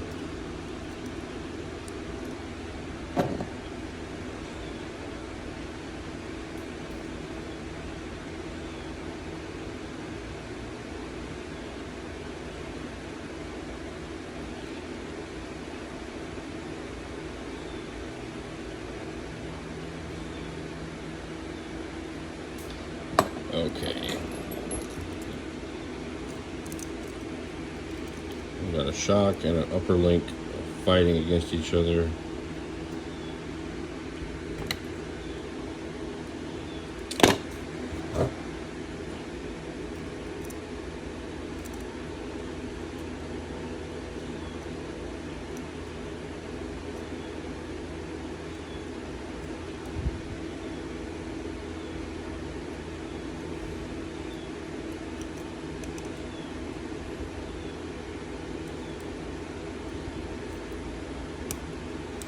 Okay.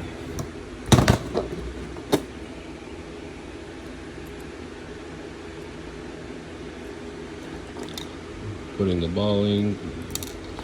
Oh my God.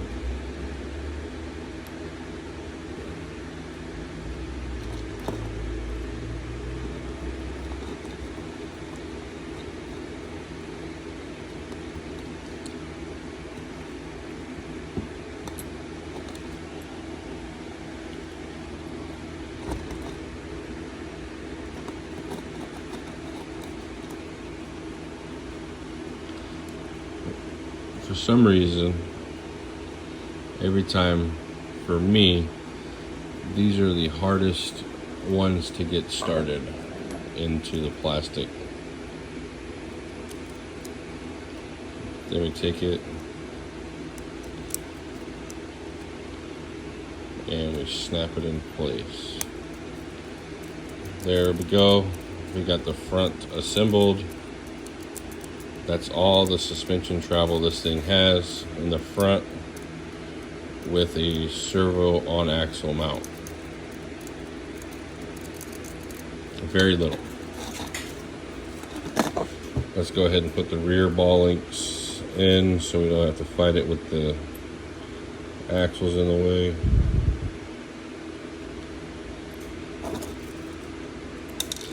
Damn it.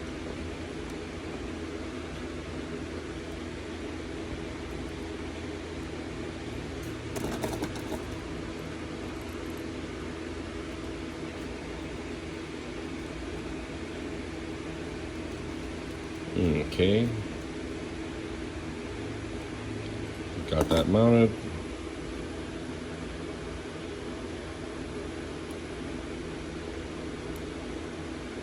Go in your home. Okay, I'll take that. Gonna mount that there. All right, now to slap on the rear axle. Do it the same way we did the front, starting with the top links.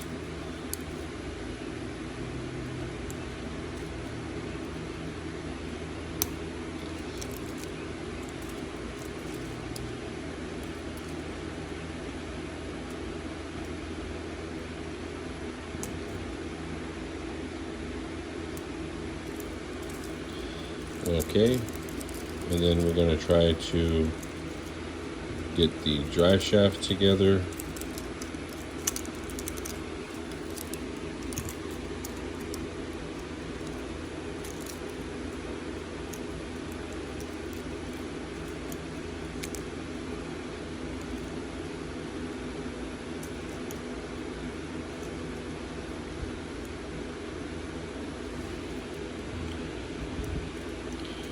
Got that in. We're going to snap on the lower link and the other lower link, and we're going to press on the top shock.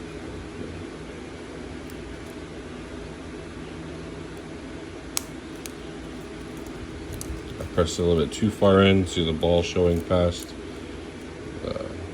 That's an easy fix. It just means you just kind of, it's a little too much gusto, like that.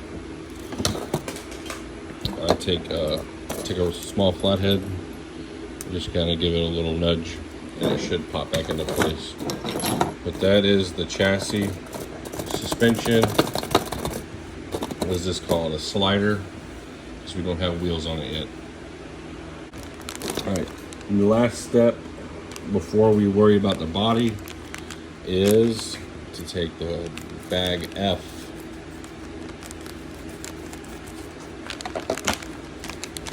Take bag F out of there. That's our wheels, tires, and foams.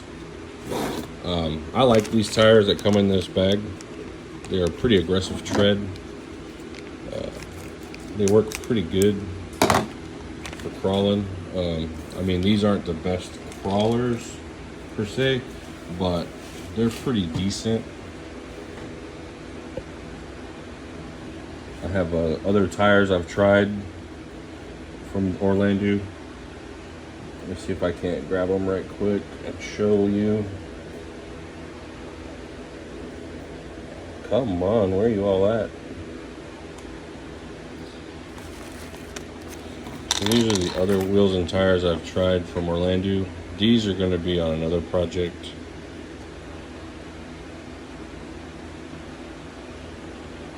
So we're on the last step to make this a full-blown rolling chassis. So it's tires. These are the tires that come on the kit or come with the kit. Pretty aggressive looking mud terrain. These are kind of like my favorite. They're really good for crawling. They got a little bit of grip. I have them on the red one and the black one. I tried these, kind of a more all-terrain looking style.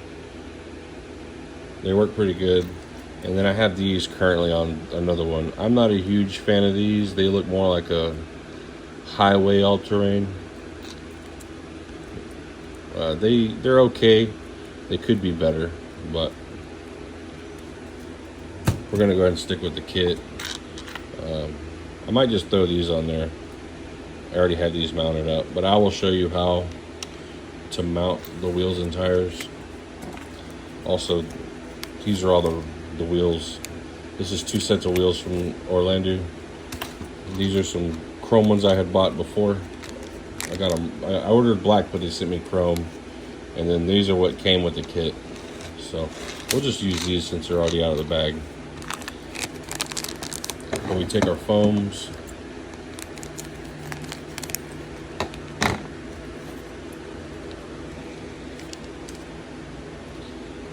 what I found is the good way to get them in, and it works with all sizes of RC tires, is folding the foam in half like a C, stuffing them in there.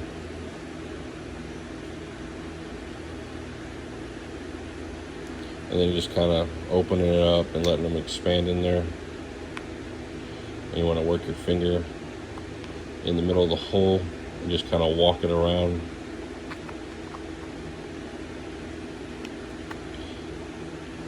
It is a little time consuming.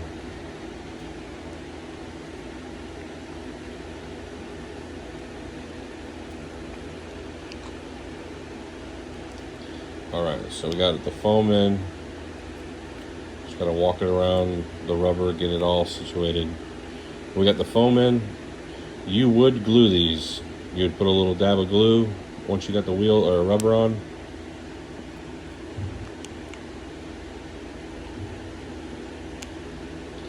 But you would just stuff them in place, get them to sit in that little bead groove, put a little dab of tire glue in there. That's not provided with the kit, but you can get it. You can also use silicone, or not silicone, super glue.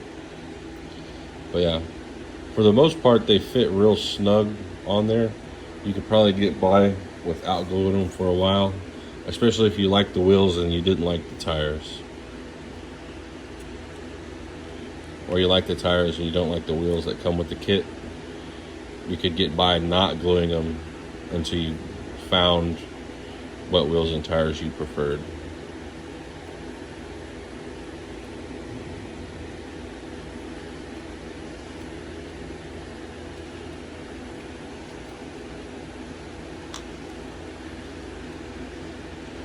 There's another one.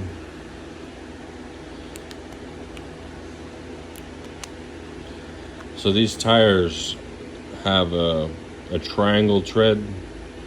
Most people will tell you that the triangle needs to go down. Like if you were rolling forward, you'd want that point down towards the ground. But if you look on here, there's no arrow with a direction for rotation. So it doesn't matter. You can have them going backwards like I have on here, or you can have them going arrow down. It does not matter. But what does matter is when you put these together, you have two wheels with the face of the wheel and the arrow going the same way, because if not, you will get them backwards and you're going to look goofy.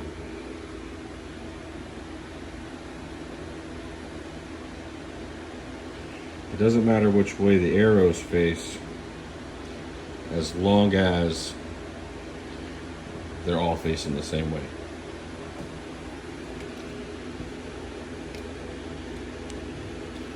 Let's get that sorted in there. Sitting in there pretty decent like. Okay, so I've got the arrows facing opposite of each other, and I'm going to push the face in and get that seated in the groove. So what I was going on about was, look, I could take both of the inside of the wheels and put them together, and they're both arrow down, and we have face and face. So when they're on the vehicle or RC chassis, whatever you want to call it, they roll the same way, but they're opposite. Let's do that one more time.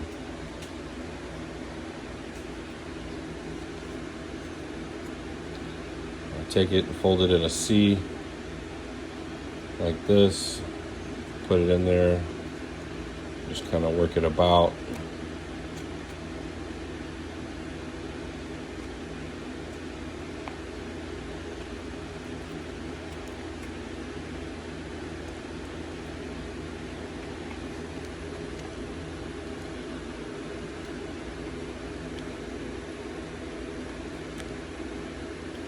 It works better on the big RC car chassis, big RC car tires, because you can get your finger in there better to feel it out, but it works the same way.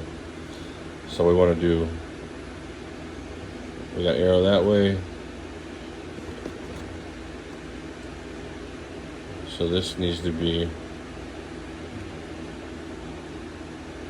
that way. So we need to press the face from this side.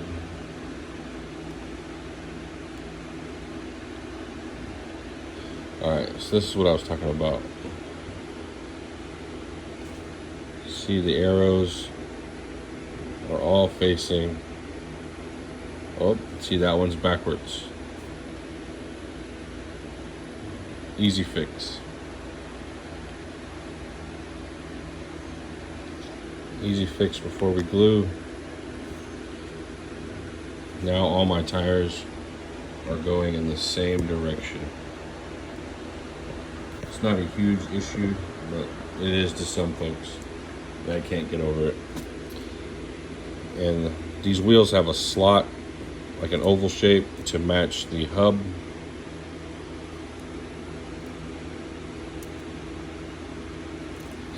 They go on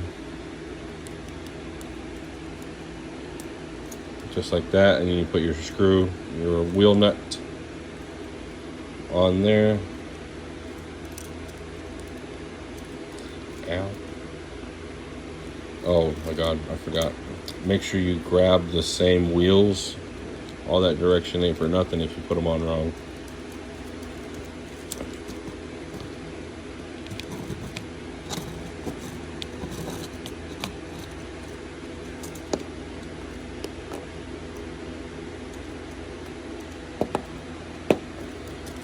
And that's that. Now, if you wanted to, you could order different wheels and tires. You don't have to use the ones that come with the kit. I'm not a huge fan of chrome, so most of my vehicles have black wheels. But there we go. That's the rolling chassis. All we need to do is get electronics on. That'll be the next step. All right, so I went with black wheels instead of the chrome. I'll just park that back in there.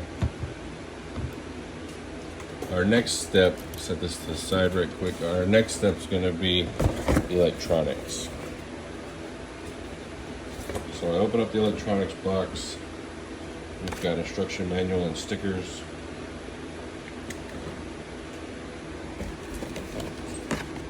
And we've got some foam. Let's get to the juicy bits of it. There's our electronics. Here's our ESC. And then we have the remote. I'm going to set the remote to the side for now because it's not important to continuing the process of the build. Set that to the side.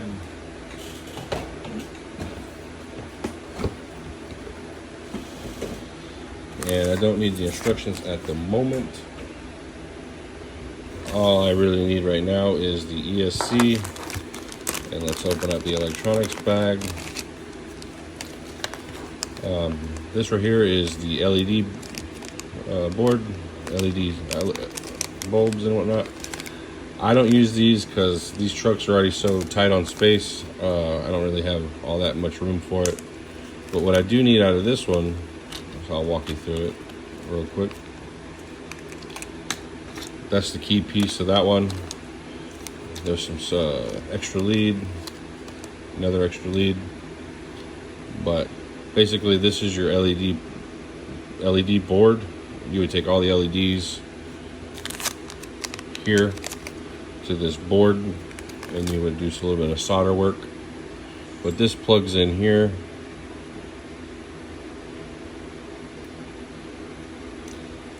Must be a pain in the butt, but it plugs in there. Once you have all your LEDs in, and then you stab it in right there, and then your LEDs are going to work. You'll have headlights and taillights.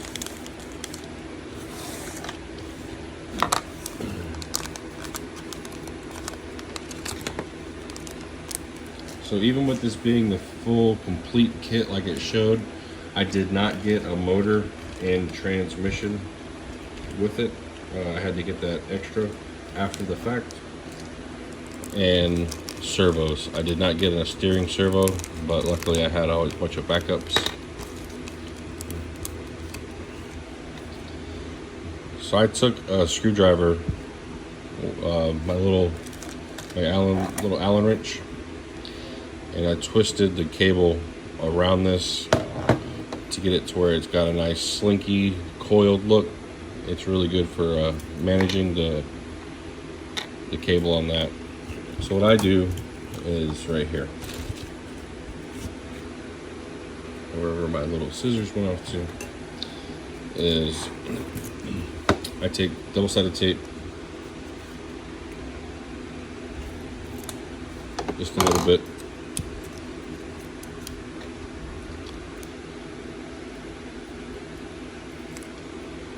and then I stick it on the back of the transmission housing like this.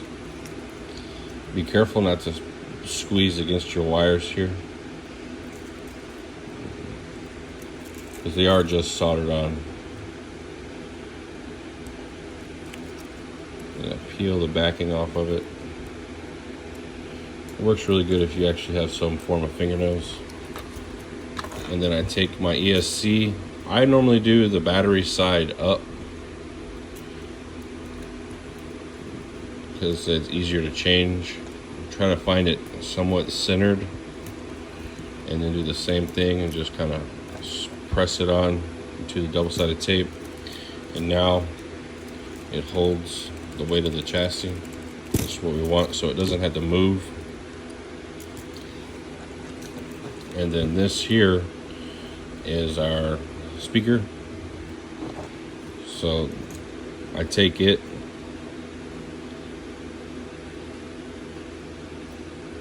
wrap it around the shank of the screwdriver,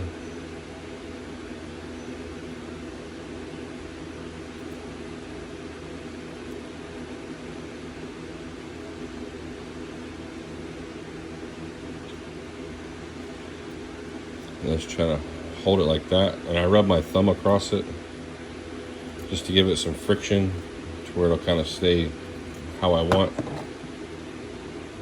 Did pretty good without rubbing my thumb on it, but that's kind of what I wanted. And then I take another piece of double-sided tape,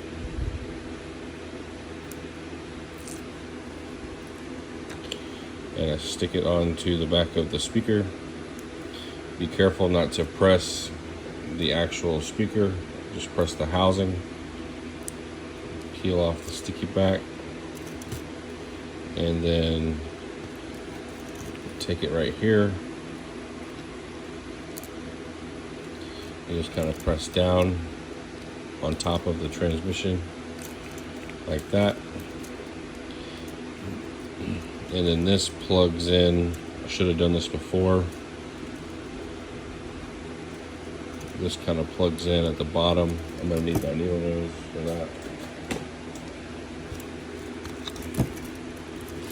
If you look on here, it's got a little diagram: speaker, motor, switch, battery. I don't know if it can be seen, but yeah, we got speaker, motor, switch, and battery. So this is the plug we're wanting for the speaker. I'm gonna have to do that right now. Fuck it. It'll stick back.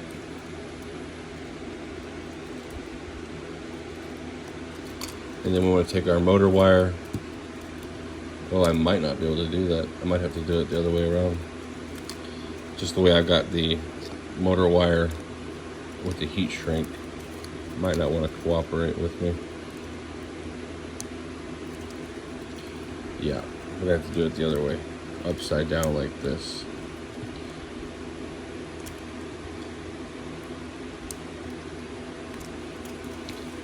Just like that.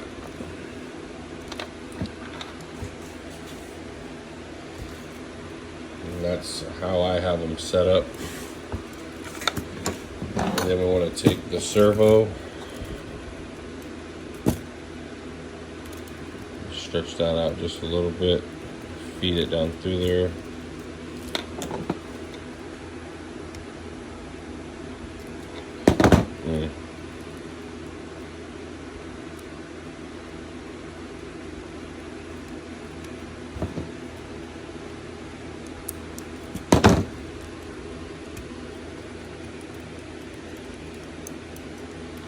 All that for nothing. I'll have to roll that up again. But we get our servo in there. And once we put the servo in, it really gets rid of all the suspension we had. See, we've got like no suspension in place.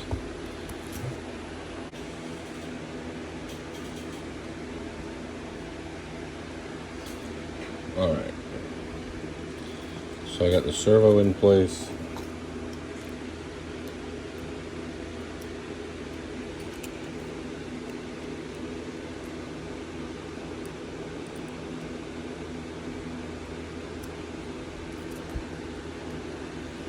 I'm gonna lock it down. These screws I chose are a little long-winded for their intention.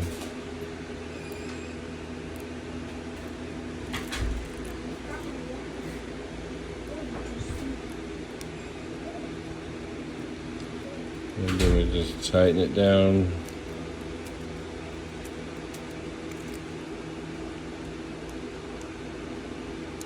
Alright, and then we got to pick a servo horn. Let me see what I used on the last one. The shortest one. Right here.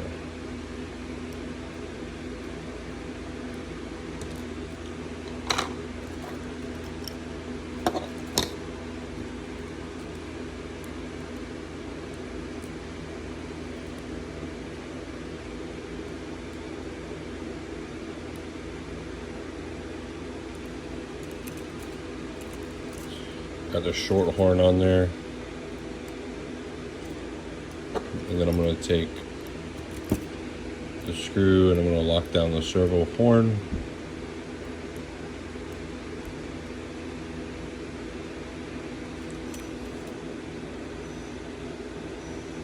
Maybe this one might have been too big.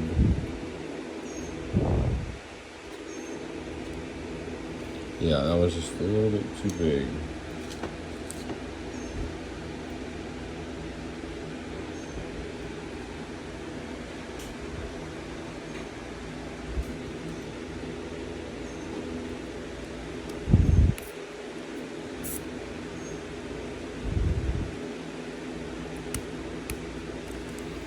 Okay.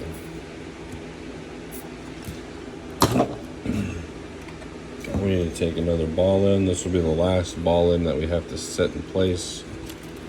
And that goes in the servo horn.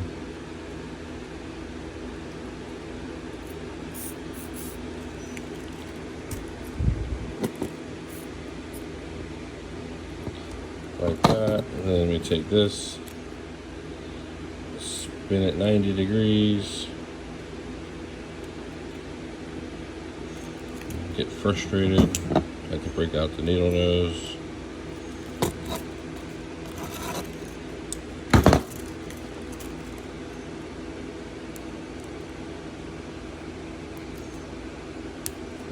Get it on there. Now we have our steering locked in place. Steering servo is going to plug in over here on this side.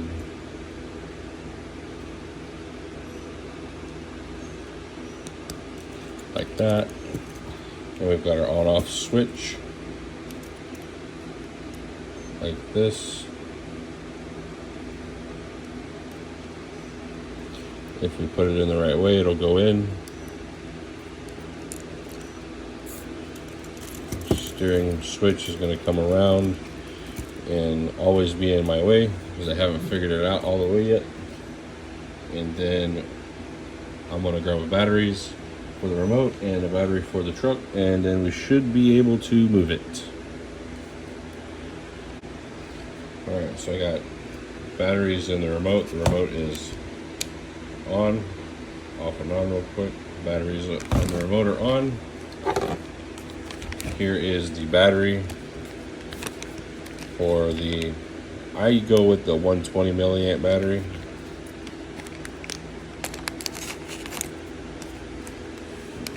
Just because it's a little bit smaller. I do get shorter runtime out of it, but it'll be fine.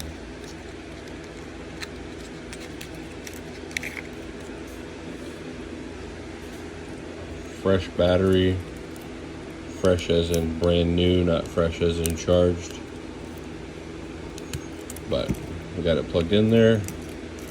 We're just gonna let it dangle on the back. We'll turn the switch on. We've got steering.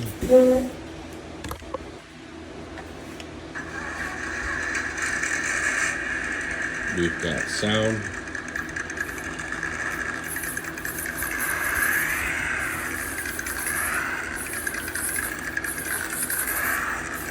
And we've got movement.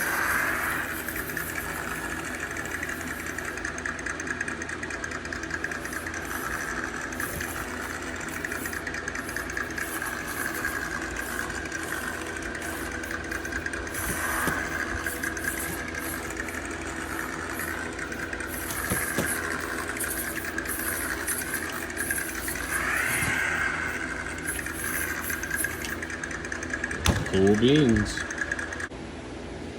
Alright, so I tidied up the wiring a little bit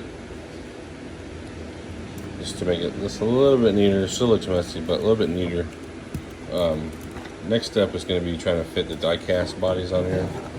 And this is what happens. I had to cut off this little ear off the shock mount on the back.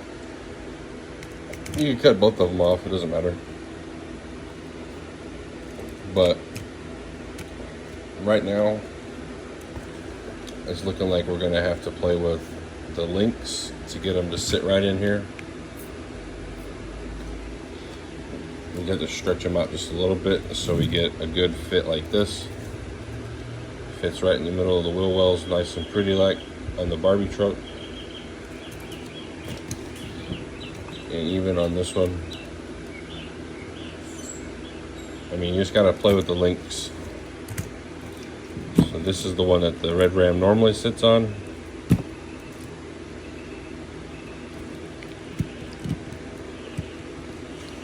And it's pretty well centered on there also. So it's just gonna end up playing with the links a little bit, undoing a little bit here, undoing a little bit there to stretch it out here and there. But it's about what it's got going on right now. So okay, I adjusted the length on the bottom. So it's kind of hard to tell, but you can sort of see the threads showing. I had to undo quite a bit front and back, or I mean front and back here. And so far we've got it sitting pretty good in the wheel well. Could be a little bit better, but that's good enough for what we're doing. If you wanted to do it the right way to lengthen it, you would have to get the links from the Mitsubishi model. I don't know how to pronounce it, but the Mitsubishi model, they're just a slight bit longer in the front, and it fits pretty good. And then we get a real good fit like this one, where it's more centered.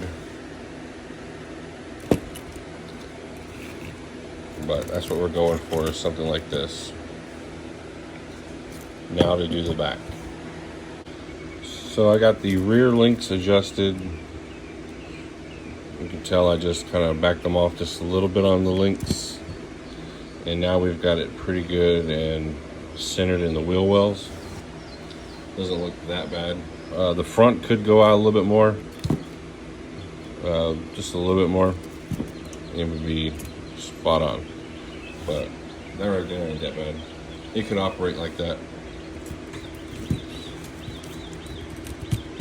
So next up, I'm going to show what I have to do to one of these pullback racers to get it to fit on the body.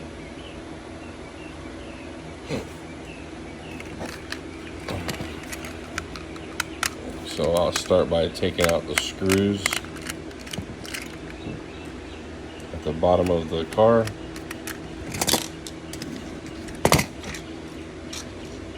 We need the headlights.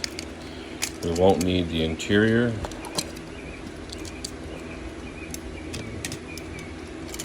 And we won't need the bed floor. So we're just left with this. Oh, almost forgot. Also, don't need the dash.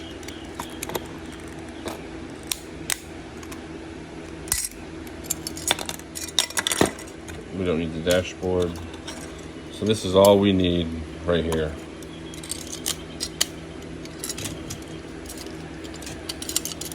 So that is it right there. Just the doors will get glued shut.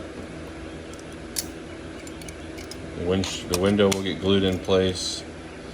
The lights that fell out here, those will get glued in place. I'll glue the bumper on because it's just a little flimsy. And then I will take the rear bumper off of this and glue it to the back right here and glue the tailgate shut. But this is what we have to modify on the Ram. So we'll take it off and we'll take a cutoff wheel and we'll cut it right along that line right here. We'll cut it all right here and down.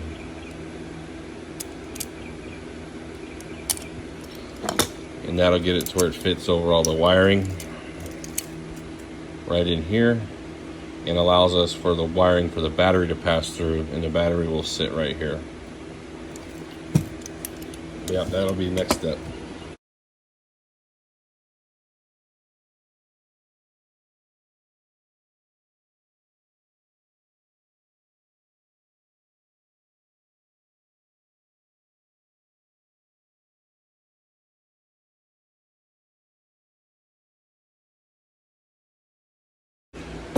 Alright, so we got that piece cut out of the back. I cut it a little way too high, but it doesn't matter. The higher the better, actually. So this is the piece that we cut out of the back. I got tired of cutting, so I just kind of bent and snapped it out of there, but this is what we were going for. Back of the truck, back of the chassis, back of the truck. And it fits, and everything slides underneath, and we have good access to the back. And that's what we're going for. So basically that's a completed deal. You're gonna end up gluing epoxy glue, or I use E6000 glue to glue the doors shut, glue the windshield in there.